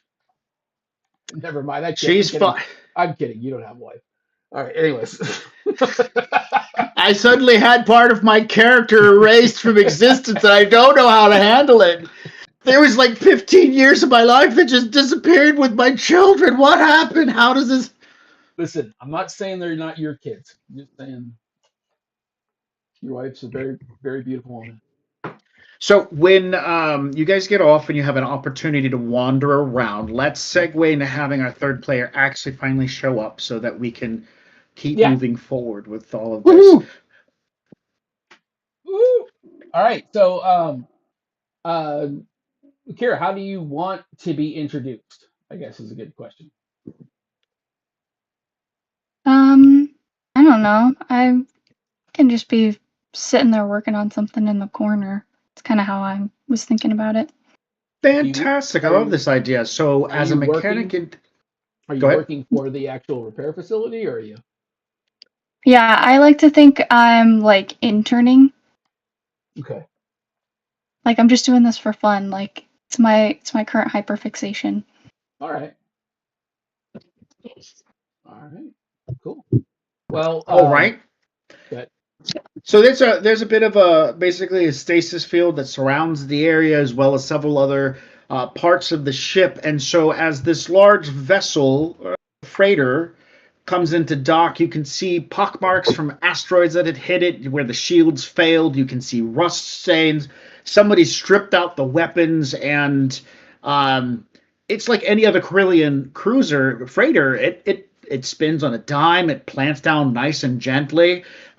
Interesting enough, is it does touch down one of the lower deck platings, fall off, hit the ground, and kind of slide for a moment or two. So you're not the only person. You're currently working on putting together a repulse lift for one of the main drag stations. It's just a side kind of like thing to work on.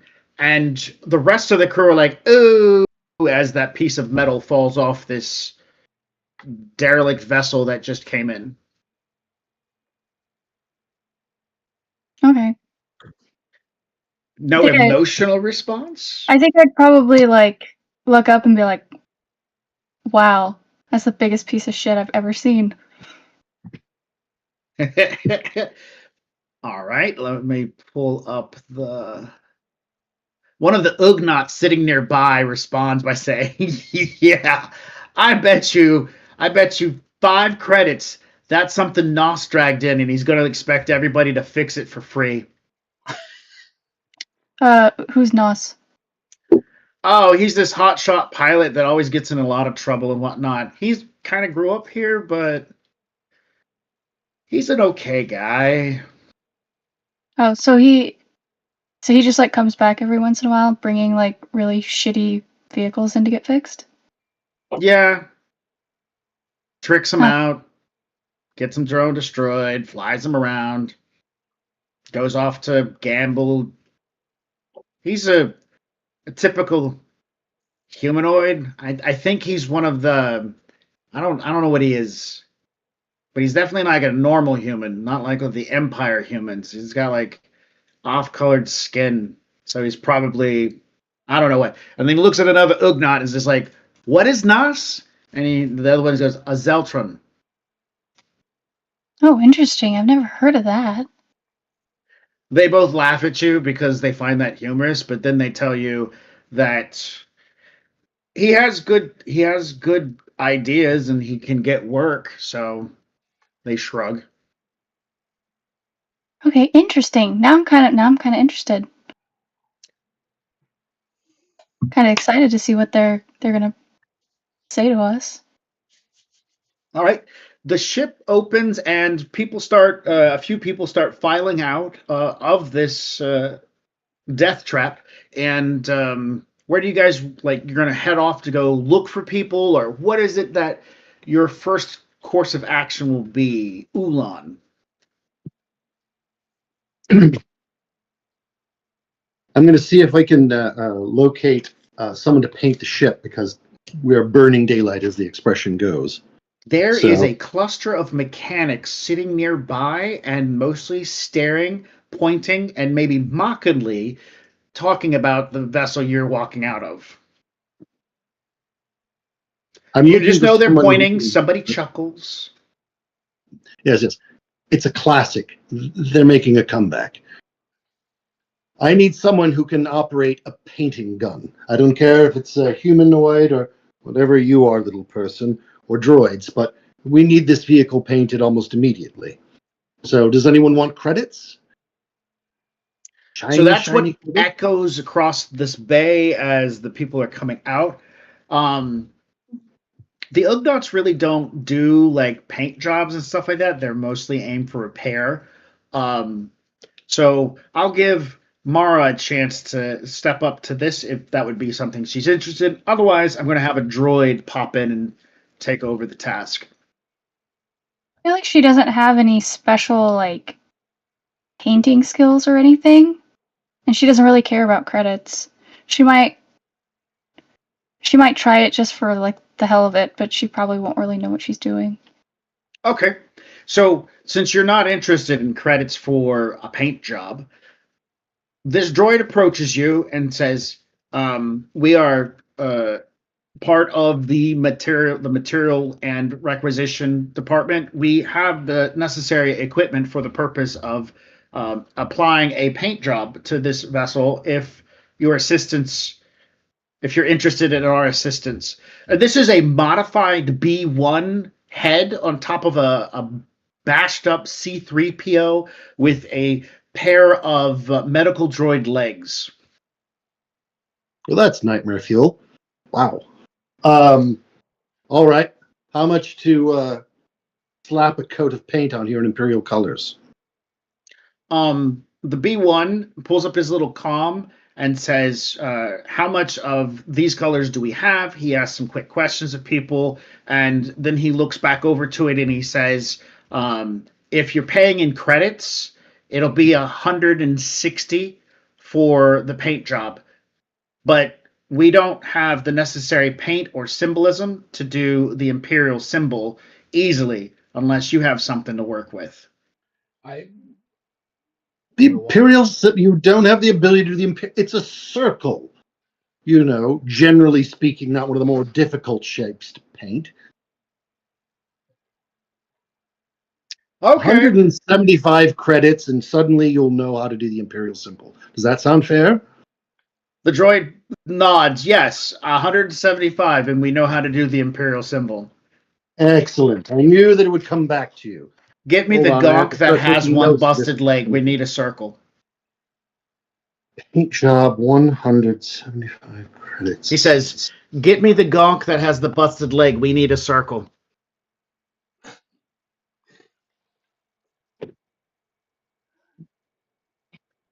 All All right. right, So Nos. What yeah, about you? I finish up the shutdown sequences and stuff like that, and I pop out and I stroll down the and I immediately uh talk to the All right, so you wander over to the Ugnaughts. You can what are see their that they have a what are pot brewing what are of what are hot their mead of names? some type. 1 second.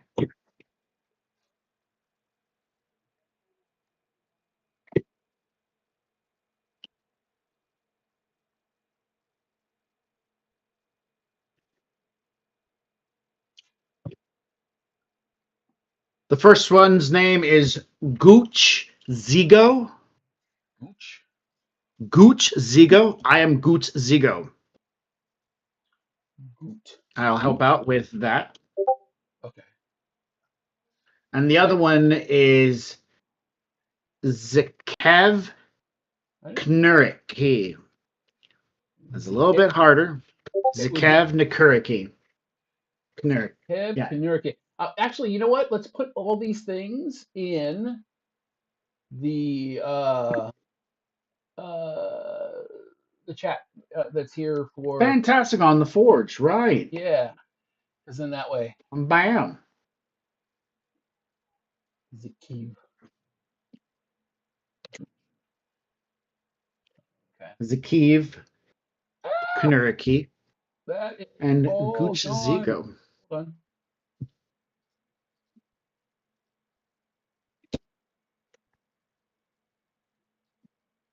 Okay. So I'm like, Gooch, Zakiv. It's been a long time, my friends. Zakiv stands up, smacks Gooch, and says, "You owe me 5. I knew it." See, listen, he always does. But that's beside the point. Listen, guys, we need a lot on this. Well, you see it, right? I mean, it's terrible. It's awful. But it's got a full bunch of Imperials, and I know how much you guys hate Imperials. They give a nod in response to that. All we need is we need this thing to pass for an Imperial. Uh, what you call it? Hey, how you doing? Over here. Um, for an Imperial cargo hauler. All right. So as such, Ah, it's gonna need a few quad laser cannons and stuff like that. You know, and maybe the forward cannons as well. You know, but like basically just check it back out with what it's supposed to have. Um, and let's talk about that. Of course, we want to help you guys out. You know, but this is a huge deal. All right. We are gonna we're gonna get some stuff for Asylum. I think. You know, this is good, Gooch says. Zakev responds with, "We will get paid now or we will get paid later." And he says that second part with like a little bit of despair. I'm like, you'll get paid some now and some later. I've spoken. Gooch responds by saying, "This is the way." And so, um, work it up. All right. But remember, we're hitting the man. They give a nod and acknowledgement of the situation, and Zakev looks over to Mara and he says, "We can offer you work. Helping us with this? Would you be interested?" Always, my friend. They look to Um, Nos and they look back over to Mara. Mm. sure. Oh, you were offering Mara. I didn't know if they were offering me. And then Gooch looks to Nos and says, "Every time we speak is not just to you, Nos. There are other people too." Oh, they all roll their eyes. And Zakiv Listen, says, "This is what we speak of when we speak of Nos." it's okay. I see. Yeah. Listen, I am still here for you guys, and I adore you. You're my favorite Ugnaughts. You know that, right? We are the only Ugnaughts here, and Goosh will be handing you one of his cups of like a thick brown foamy liquid from the little percolator thing going. The smell of alcohol is very strong. Which I love your what is it? Spatska, whatever. Spotska. Drink, so the deal will be sealed. This is the way. The way I drink. All right. The Ugnaught looks to Mara and says, "Work on the ship with us, maybe?" Of course, sounds like fun. All right. I'm Nas, by the way. Yeah, I figured that. Yeah. I'm Mara. I'm interning. Oh, okay. Intern. Interning. Oh, that's great. Well, what do you do other than intern with these guys? You know, I get around. I've got a lot of different hobbies. Yeah. Okay. All right. Yeah, Fantastic. I Purposely just kind of vague. You Yeah. kind of place the bounce block, around. you knit, you do watercolors. Dabbled I'm in What kind knitting. of assuming hobbies do you have? What is I've I'm she? gonna dabbled I'm in gonna knitting. I'm gonna Watercolors, not so assume that much. Ulan has come over to part the conversation. Yes. Okay, Yes. cool, great. Keep going. I apologize for cutting over you. Please repeat. What does she dress Oh, like? She's kind of nondescript. She's not super flashy about her wealth. She's kind of nondescript. She's just wearing just trying to blend in, mechanic's gear. She might have a couple of maybe nicer looking bits and bobs on her, but she also is aware of the kind of place that Asylum is, and she doesn't want to get robbed or anything Right. or get her pockets picked. But there's a difference between a rich kid that is pretending to be a poor person and a poor person. Yes. Okay. Well, She doesn't look quite like she fits in. Yeah. Anything particular about your attire that would lead to an understanding of who you might be? I think she's a little too clean. Okay. Can I do a perception check? Because as a salesperson, the moment you meet anyone, you do an assessment of, for my normal job of selling corsets, you look at people's shoes, because you could be dressed like an absolute bum in a $500 ripped T-shirt and shitty jeans, but your shoes are going to be one of the things that give you away. So it's sort of an everyday thing that's done. So, Mara, does your character have stealth as a skill? No, I don't believe so. Okay. No. Do you have disguise? I don't think that's actually a skill. No. No, I think that would fall under skullduggery. She does have skullduggery. And how much skullduggery do you have? 2. She's actually quite skullduggerous. All right, so I want you to roll your skullduggery, and the number, the difficulty is going to be 1. So make sure to right click to bring it down. And the number of successes you generate are going to generate the difficulty -1 for Ulan to see through your disguise. Okay, I haven't rolled on here before, so I don't. Fantastic. No, you're good. You're good. We're gonna. So you have your character sheet open. You should see the skill of skullduggery itself, and to the left of it, there should be an icon. If you click on that icon, it's going to bring open a new window. Mm-hmm. In that window, there's going to be something listed as a difficulty. Right-click on it, and it should go down from a 2 to a 1. Yep, and then I roll. And you hit roll. Awesome. 1 success. Okay, Ulan, you got to get 1 success. Okay. We just doing this on my perception. Mm-hmm. Okay. And any difficulty modifiers or anything? Just a 1. So bring that sucker down. She might be dressed well enough to hide stuff, but it must not be. Fantastic. It's the shoes, isn't it? No. It's the do you have a blaster? She might, because I think she can. I think she can shoot small weapons. So yeah, ranged light weapons. So yeah, she's got a blaster on her. All right. So, do you remember the first, not the first, but the technical in the series first Star Wars movie? Padme had a very fancy looking tiny little blaster kind of thing. Oh, yeah. And so you have a nice blaster, but it looks nice too. That's the problem. It's actually a really overly effective blaster for her size. Exactly. The weapon does not match, or the shoes do not match the clothes. In this case, it's the blaster does not match the outfit. This is not some poor farmer from a distant Outrim world. There you go. So Mara is it? Yes. Mara. That's a very, very nice weapon. I have friends who couldn't afford such a weapon. Oh, really? It's not all that. I mean, you didn't win it in a Sabbath game or something, did you? No, I got it as a gift. You got it as a gift. Someone gifted that to you. Yeah, I got it for my birthday. Birthday.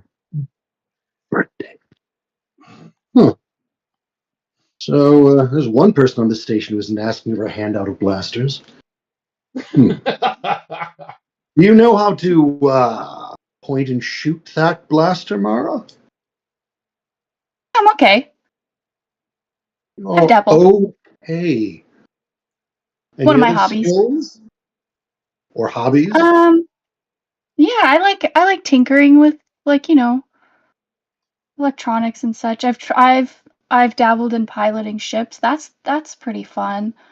Let's see. Oh, I really enjoy blowing stuff up. That tickles, like, Well, I mean, that one everybody part of my has. brain. It makes me so happy.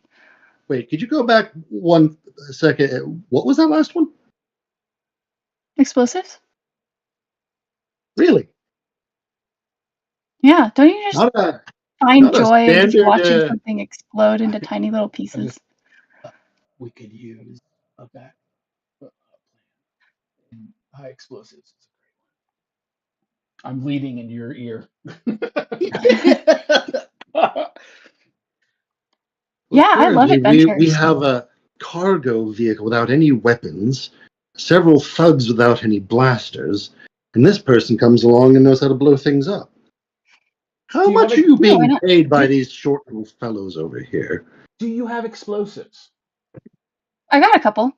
I don't carry a ton on me. I mean, that'd be pretty suspicious. Also Hmm. also true. Um Would you be interested in some short-term contract? Sure, why not? Sounds like fun. Oh yes, oh yes. This job is the epitome of fun. It well, is short-term Love contracted that. work for a flat fee, which I means that even if we're not successful, you'll still get paid. I Far better really than don't. asking for a percentage. No one ever goes for the percentage. no, that would be stupid. Yeah, I percentage really is don't. just a big risk. I really don't care about credits. I'm just in it for the fun. Well, I mean, You're hired. I think being paid is important. So I think 100 credits sounds fair. If you really need to. Well, let's Oh, worry for about tax that when purposes, the time comes. we have to sort of have the. But we'll Ulin, take You care guys, of the you Ulin, guys do paperwork. taxes? Olin, we need to talk. For my taxes, I pay taxes. I have to show a legitimate expense. Wow, I mean, I'm going I've to never pay met somebody 100 like credits, you. but I'm going to show that I paid 1,000 credits. See, don't you even know basic accounting? No, No, I got people for nobody that. knows basic accounting. Do you know basic accounting? I turned to, Mara. No, I got people See? for that. Nobody does. I'm nuts. Do you have any, do you know anything about accounting? And One of before they say anything, I go, see? That's what I'm saying. All right? Nobody knows accounting. So, did you want to know anything about the job, Mara, or are you just in for the shits and giggles? Shits and giggles, why not? Fair enough, I would be then. terrified. Strange person with an expensive gun likes blowing shit up, is willing to do the job just for the shits and giggles. Do you have any Life without a little warrants chaos. for your arrest, or are you wanted in any systems She currently? lives in Asylum, or she's at least visiting. There are No, certain not that I know questions of. that you I really Excellent. need I to. try not to get on the Empire's radar. That would be bad. This interview is going swimmingly. So explosives, So mechanical skills.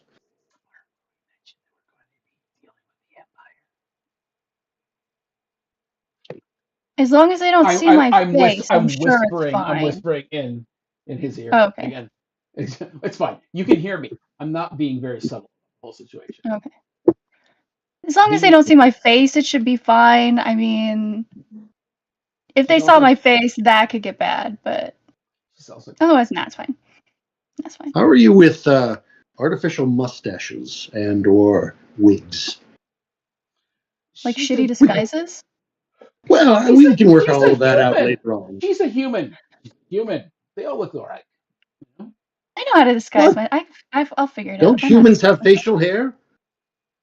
I mean, men I'm half human. I have and facial hair. Can't she grow men-looking something? people. I don't have facial hair right yet. I don't have the ability to grow that Yes. kind of See? facial hair. Right. Well, that's a small minus, but it's okay. We could work through that. Do you have any like helmets, visors, other ways to I'm cover I'm sure one's we could. face? sure we can figure it. Yes, absolutely. There we go. And if you want a mustache, we could absolutely get one for you. It's not a You problem. really like mustaches. No. I usually, it just covers up the whole His part of the brother's face. his brother's got a very fancy mustache. I Oh, wouldn't call it he's got like fancy. mustache envy. He does. I wouldn't say it's His envy. He just brother's got my mustache is uncle's actually genes. much better than his mustache. Okay, let's not go comparing mustache sizes now, shall we? Anyway, the job is fairly simple. We have to recondition this vehicle, and in a couple of days, we're going to go and pick up some stuff. Let's call it stuff. And we have a buyer for the stuff. And once we're done with this transaction, you go on your merry way, and we go on our merry way, and my brother hopefully doesn't get executed. Perfectly simple. Yeah, sure. Yeah, I guess. The brother I mean, probably there's a Excellent. lot of goes to war. information missing there. Well, I mean, I'm how sure much of the he's dying. information do you really want? He's got a point. I What mean, kind of you know, stuff are we picking up? Yeah, just some some crates. cargo containers, some Yeah, we're crates. basically a hauler. You know, we're Batar doing. Transportation Limited has a number of contracts that we're looking to expand in this area, and we've been given the opportunity to pick up some cargo, you know, from the Imperial. And we are in need of some humans, and you, as far as I can Why tell, humans are specifically? because people are racist. They're terrible. Oh yeah, that does happen. And these people are very very heavily aligned with the Empire. Really, Yes. amazingly heavily aligned with the Empire. Yeah, I know. I got that. I got that Yeah. part.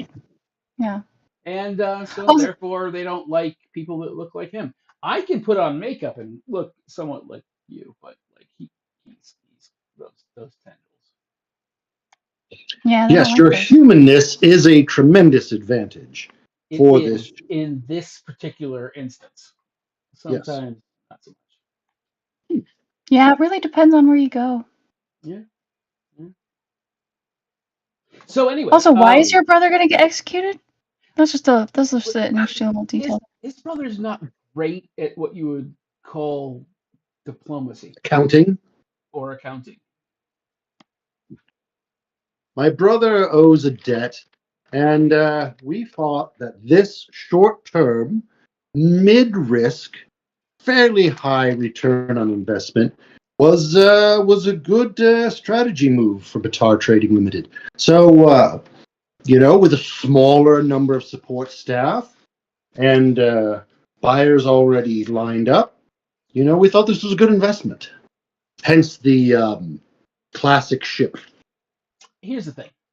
Honestly, if everything goes to plan, then you're along for a ride mostly. Okay, if it doesn't go to plan, you get to blow something up. Mm. Yeah, either way, that sounds fun. See? Excellent. Well, welcome aboard.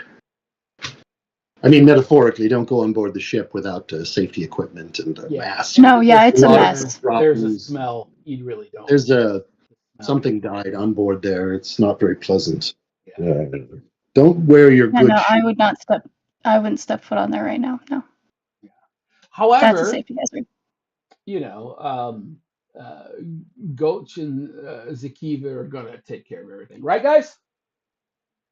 They will this look at you as they normally do with that soured look on their face as they're picking up tools and using a repulsor lift to drag their equipment closer to um, this unnamed vessel. Oh, that reminds me, guys. Listen, I know that there's going to be a bill at some point in time. However, you will find a lovely crate of parts in there, which I'm sure you guys can use, and amongst which are a fair few repulsor lifts, or at least nodes for repulsor lifts. And Gouch will say, "This will be of use."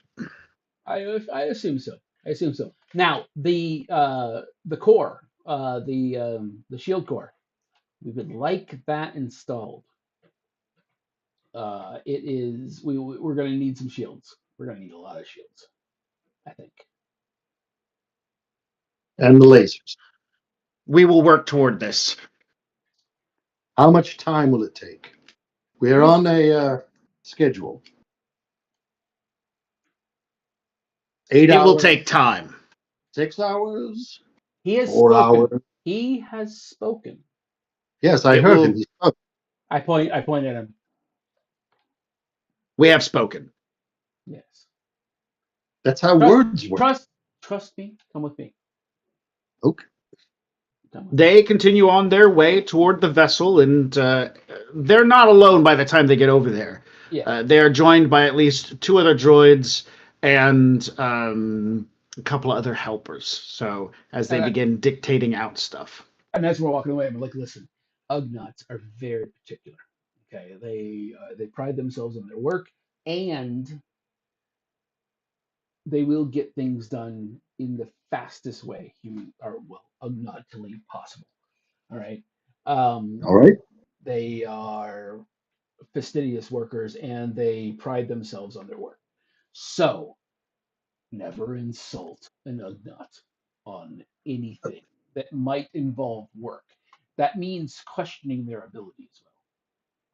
I wasn't questioning their ability, just how long the job will. Never mind. I'll defer to you to deal with the Ugnaughts and the Yeah. No, Ignaughts. again, and don't get me wrong, Ugnaughts are great people. They're just very literal in a lot of ways. Just get me a written estimate for what they want down. Again, we have a budget. That will not happen until it's done. Ugh. I People have apologize. no idea how a provisionary budget works. I know. It's terrible. Listen, I sympathize with you. All right, we're assholes. Fair enough. I smiled. So, anyways, drinks. Drinks. All right. Excellent. So the Ugnaughts get to work. The droids are going to come out and start preparing to do things. It's no longer within your hands or control in any way, shape, or form. Mara, I don't know if you choose to assist the Ugnaughts, but they're definitely willing to get your help. We're No, inviting yeah, her if she wants to come with us. You sure you don't want no, drinks? I'll We have finish. drinks. I'll finish my job. No, I told them I'd work on this with them. I'll finish out my last day. Okay, sounds good. We'll see you tomorrow. Yeah. Thanks for inviting me. Sounds like fun. It should be a blast. Mm-hmm. Is that One a way or double another. entendre? I don't understand how the human. Never mind. All right. So as the evening begins to roll in, and you guys are finding yourselves at some place to stay or some food, whatever is happening, life on Asylum continues. It is a fantastic place in the sense that it is not just chaotic, but peaceful at the same time. There aren't fights breaking out. There might be a disagreement between people, but it doesn't lead to bloodshed. It leads to discussion, and it's kind of like organized anarchy. For everything around is put together by scrap, but still functions fantastic. This decrepit Lucre Hulk has seen better days, but right now it is seeing some of the best days. And as we move into the next day, between dealing with your family or just milling about and finishing your last day with the Ugnaughts and the work they're doing, they begin stripping the ship apart, taking off panels, changing subsystems and whatnot, and getting work started. And they're also mitigating the painting crew. They're not allowing them to just start painting willy-nilly. They're stopping their actions and be like, no, paint this, paint that. We're going to tell you what you get to do and what you don't get to do. Taking real control. Enough so that when you go by to see your own ship, like, it is not ready, you need to leave. Kind of scenario. Fine. And at some point during that second day of being back, your comm goes off, Ulan, and it's the Ugnaught. Yes, what is it, sir? I need you to come down and sign a thing that will give us the weapons you requested. I'm on my way. I'll Need go help? down to the repair facility. Am I Arriving, around or no? no. All right. Upon arriving, there is a vessel parked. It's a small freighter vessel, much smaller than yours. The Ugnaughts are standing by. There's a, what is it called?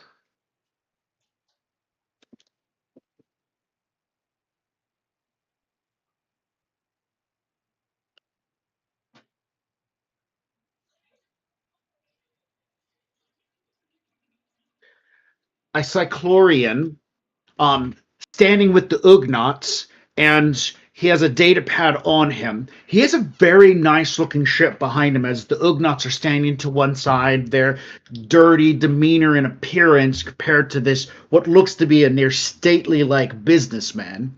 And his cargo bay being open, and there are supplies inside. And the Ugnaughts are pointing at the data pad they have, to which he is playing with the data pad he has. One of the Ugnaughts turn to look to you, and they say, he is here. Come to us.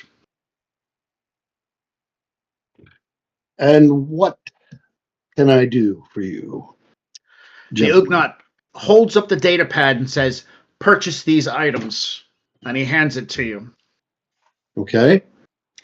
What is on the list? 2 light laser cannons and 2 quad blasters. Okay. There Right. is a gamma shield Mhm. for a hyperdrive, the class 3 hyperdrive, and a hyper ion flux capacitor. And when you see all this cool sounding stuff at the bottom, there's 3,500 credits listed as the price. 3,500 credits. And you, sir, are the supplier of the weapons here? In his, because he has these large dome eyes and bits of fuzz, he squeaks back at you saying, yes, I have received transmission from my clients here, and they requested these materials be brought out post haste. So I It was arrived 3,000. shortly. 3,000 how much? 3,000. 3,500 credits, and I can only accept Imperial credits. 3,500 credits. It's a bit high. Does it seem? There was. He will point to the data pad where it shows a fee of 600 for express shipment.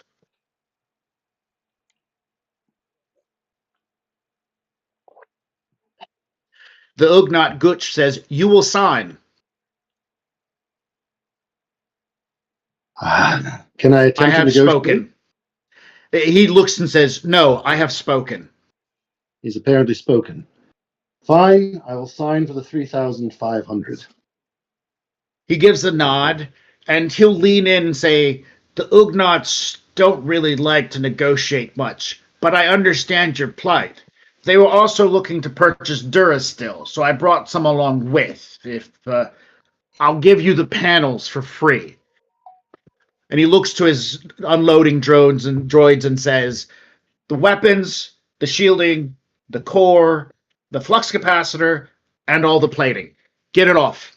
And the droids start moving back and forth with the pulsar lifts as the Cyclorian moves over to you and goes, very interesting place you have here.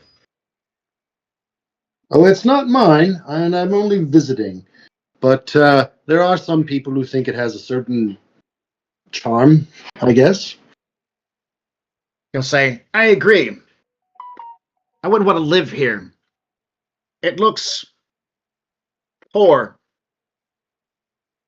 I suppose that's the charm that some people find in it, yes. He continues his small talk mostly about business transactions and inner rim kind of negotiations and day trading that he likes to mostly deal with. And he also talks about some other possible purchases if you guys are interested, as he goes from being casual conversations into salesman rep mode. And he starts trying to peddle off some other low-end discounted prices, pieces and parts in an attempt to get rid of some of his stock that isn't necessarily here with him, but able to become accessible. Do you have any blasters on you by any chance? Any blasters? Well, yes, of course. I wouldn't come this far out to the Outer Rim with carrying a few crates of blasters from some of the locals. These guys always seem to never have enough. I know.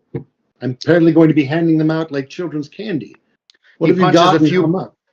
He punches a few buttons on his data pad and comes over and says, are you looking for something just simple? Or do you want to, and he spins the data pad and clicks it and a webcaster comes up. Or do you want something that's meant to say, hello, I'm here and you should go away before you all die?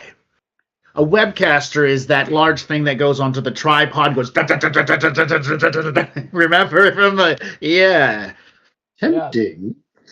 He has one actually. Basic. As a note, he has an eWeb. An eWeb. No, Steve does. Sorry. Oh, yeah. I actually have one of those in my bar. Fantastic. Fantastic. It's So he's very showing you an eWeb, and he's like, I have this Yeah, for got you. one. No, just basic. You've Basic, got, of 5 or course. 6. Basic. Do you want something that is going to just be, or do you want something worth your time and investment, since you're just going to be handing them out? Yeah, just the basic. Fantastic. I have a crate of used rifles that should not come back with me. For about 100 credits, I'll let you have it. The crate, and he brings up the information, sends it over to your little data pad. It's a crate carrying 25 CIS blaster rifles. Oh, what was it? Anyways. Do I know enough to know whether they're in good shape from the family business? E5 blaster rifles is what they are. These were the blaster rifles that the droids used. They were not connected to the droids in any way. They required clips like everything else. And game mechanics wise, they still would pack a punch. Like one could take down a clone trooper with a good shot. So, I mean, even in armor, these were decent weapons. Okay.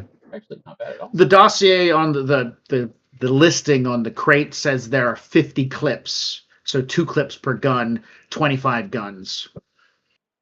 And he's wanting 100 credits. And it's mostly because they're used weapons and they're hot. Okay. I'll take them. Fantastic. Sign, please. And he turns to his droids, and his little head squeaky noises come out, and the droids begin moving a crate, to which they bring over to you and set down. It's too big for you to move yourself, but one of the repulsor lifts might be able to make that happen for you. So, Okay. the Cyclorian thanks you for your business. As the last crate's getting off, he'd like to stay longer, but actually that's a lie, because this place looks like a terrible poorhouse, and he's going to get out of here. You have a good time. Fair enough. He will jump back into his ship with his droids, and the Ugnaughts come over to you and they say, we have more parts. This is good. We will continue to move forward with the repairs. Excellent. Absolutely delighted to hear it.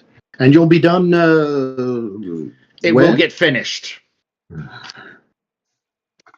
Project is going off of schedule. All right. So now we have 7 days that the codes are going to be good for. Okay. All right. Mara, as you have spent the rest of your first day hanging out with the Ugnaughts and doing repairs, um, you wandered around the ship, following their instructions, doing the task at hand. You find that there's an astromech hanging out on the bridge. It's just a T7. It's doing repairs itself, and no one seemed to be paying any mind to it. The next day, after you've done with working with the Ugnaughts, you decided to take a wander around the promenade. I'd describe it as basically a shopping center of sorts, trade location. And you, while walking through that area, you see a T7. Now, T7 is an incredibly rare droid. It's not like they're all over the place. It's one of the first astromechs. So I'd like you to make a perception roll. The difficulty is a 2.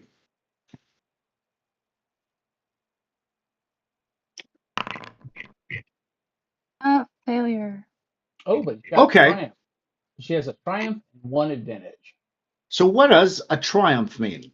Triumph is like a super, like, it's like both a success and an advantage plus a lot. Okay, It's a you're one not in, sure. it's a 1 in Go ahead. 12 chance on the die, just as a note. Okay. And you have to have that die to get it. Okay. So you're not. Ah! The fuck?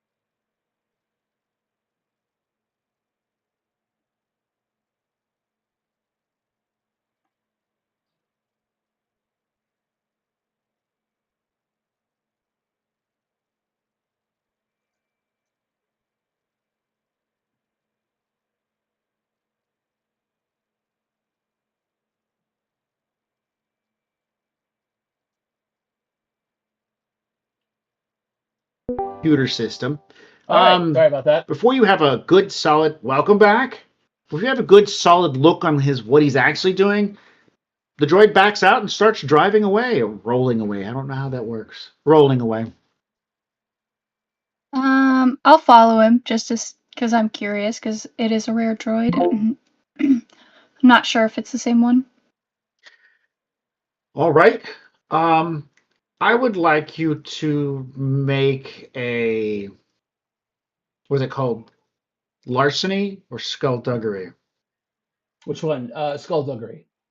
Skullduggery roll. This one's only a difficulty of 1. It's not hard to trail a droid. Wow. Okay, well maybe it is. Yeah. A lot of Maybe it advantages. is. You don't find the droid, but you do find a lot of other stuff. Yeah, you find your way into the promenade's main business section. There's a lot of people moving around, and you have lost the droid. You don't know where it went off to. Well, I guess I'll turn around and head back. Okay. Unless there's a way that I can try and like pick up the trail.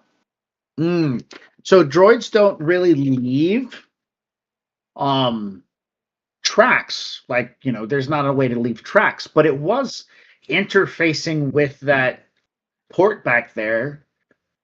You I could can always go go and back and do some computery stuff. yeah, go and investigate what that is. All right. Do you have a splicer? I don't think so. Let me double check. No. It's a completely illegal thing to have. So, I mean, you would never want something illegal, right? I mean, Never. you can give her a roll to attempt to say that she has it. No, I'll let her say that she has or doesn't have. It's not on her character sheet, and she says thinks that she wants or would have something like that. I'm not going to say no. They're not truly Um, expensive. if she can pick locks and stuff, and then she probably would also have a splicer because I feel like that's a similar kind of. You would need one to pick a mechanical or a sealed Yeah. lock. That yeah, so you would probably have one. Fair assessment. So you can use the splicer in combination with like a data pad and log into the system and check to see what was done at this node most recently. Yeah. What role would that be? Computer difficulty of a 2.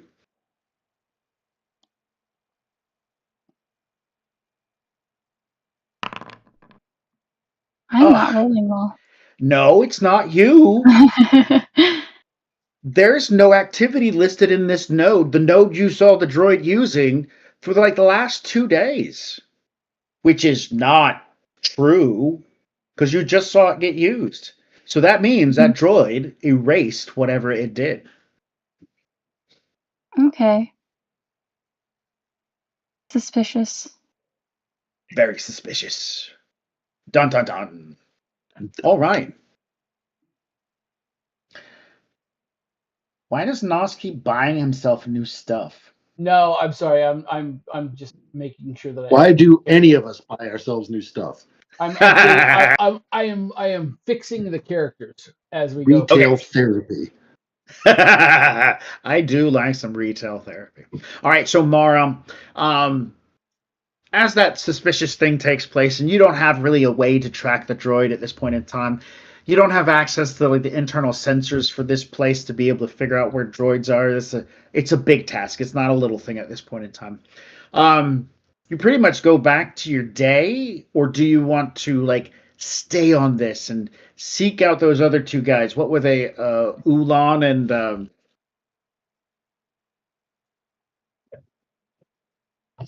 No, right, Nos. Do you want to seek out those two and be like, "Hey, your droid was acting weird," or do you not care? Uh, I feel like I wouldn't want to pry. I feel like I would assume that the droid is doing something for them. Exactly. So you leave it alone. We're going to fast forward to later in the evening. You've made your way down to one of the local cantinas to grab yourself some food and a drink.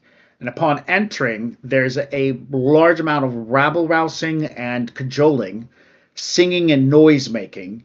And you can see your one of the people that your future is to work with, Nos, has gathered a crowd of people in this cantina, and they seem to be having an enjoyable time with some body songs and some drinking. oh yeah, yeah. I'll Cool. head over there. I want to get to know my new companions. Okay. There's not really a good injection point unless you're like going to want to get up on the little stage and sing with them because he's up there with 4 other people. 2 of them are Twi'leks. They're kicking their legs up. They're singing a song. There's one of those little fat pig guys in the background playing a weird circular keyboard, creating this fantastic melody. But, you know, how much do you want to get up there and dance with them? That would be injecting. Otherwise, you just hang out and watch them. Like, what do you think you I think want to I'm do? interested in watching and kind of observing Do I what's notice? going on. Yeah. Nos, you will definitely notice Mara come, and I'm assuming you're sitting somewhere amongst the tables to watch the show, Yeah. Mara. Yeah, so it's not like she's hiding, so she's in plain enough view. So God damn it! I don't understand what the fuck is going on.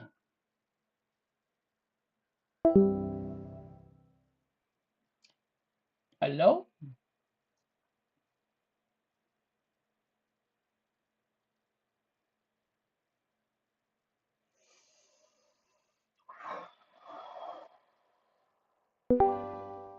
All right. Let's do this again. Sorry about Yeah. that. I don't know what's going on. We may want to look at other avenues. So, all right. I'm gonna I would look down at her and be like, "Ah, new girl, come join us, dance with us." I feel like since she's pretty extroverted and she likes to have fun, she'll join in. Fantastic. So you're going to have this opportunity to be up on the stage, engage in drinking and singing, and it makes the evening go by pretty great and smooth. Um, they serve food and drinks pretty much with little to no cost in any way other than like tipping. And so at some point during the night, the three of you, two plus others, find yourselves at one of the larger tables, um, hanging out.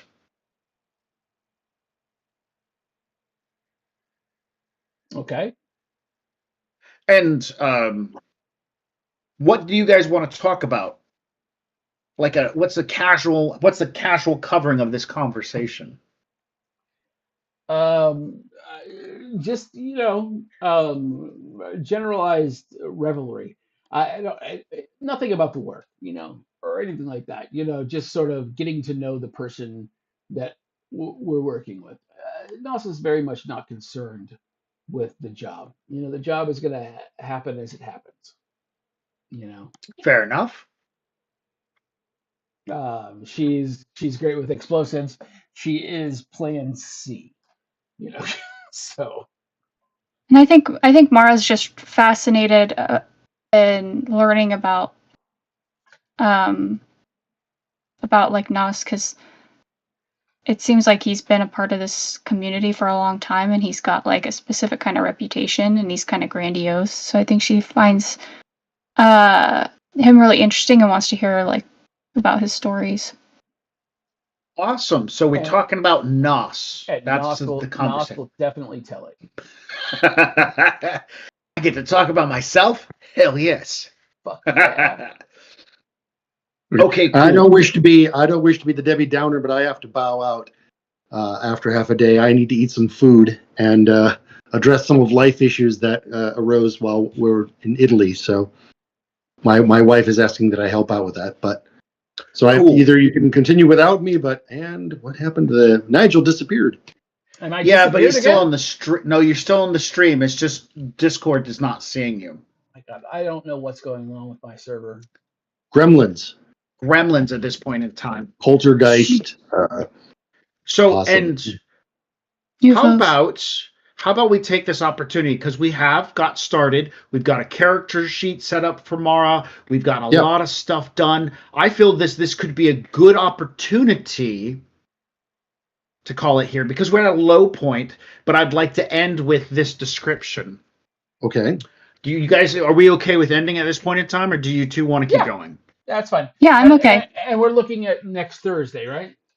Yes. Yes. And we will have Brian then as well. Fantastic. We'll have one more person as we head into the next bit. All right, so the end description is into the cargo bay. The Ugnaughts are currently working in the actual control room. They're doing a variety of things, and one of the Ugnaughts is working with the computer system. And he plugs stuff in and he pulls the little device, he plugs the device in, he hooks it up and he starts doing some stuff running through and programming or whatever he does. And then the Ugnaught goes, God damn it. Seriously. walks over and looks at it and goes, huh, this information is valuable. And they look to each other. We should share this information. Yes, I agree. We have spoken. And they don't say anything else, but they unplug the data pad, immediately pick up their little commie piece, and they click it. Nos, Yeah. you are blasted off your butt when your comm goes off. This is like 2 a.m. The party's dying down. Right. Which one?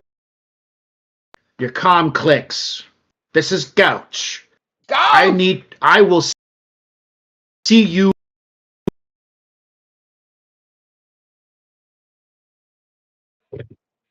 All right, Gouch. I'll be down in a minute. Mary, you want to go? I will come to you. Where Oh. are you? We are at. I give him the name of the club. I have spoken, and the transmission comes to an end. We're about to have somebody very serious coming by.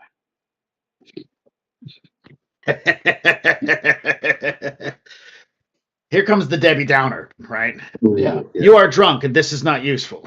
No. This is not. All right, fine. All right. Well, cool. Fantastic. All right. Cool. Cool. All right. All right. Sounds good, guys. Yes. Well, thank you so much for everything. And Bam. Yes, sir. there's that. I have no idea how much fuckery occurred on the stream, but we'll take a look at it and we'll see if it all fits together. So Yeah, I'll Okay. hang out and chat with what I saw so that we can kind of get a heads up. So for those watching, thanks for hanging out. Thanks for watching this. If you're watching it after the recording, we'll be getting together next Thursday, which is the 7th. So if you want to, sorry, the 8th. No, it is the 7th. 8th. Man, reading a calendar is hard. Yeah. We'll be getting together on the 8th, roughly around 5 p.m. Eastern. So plug it in your calendar. Catch us then. yeah, Excellent. I will be dealing with setup for um uh New Orleans Comic Con. So if Oh, you are also in New Orleans, come see me. I am going to be there and selling artwork. So, Fantastic. So we can go ahead and end the stream then. all right, guys. all right then. Cheers, all. Peace out. Bye. Bye. This is the web.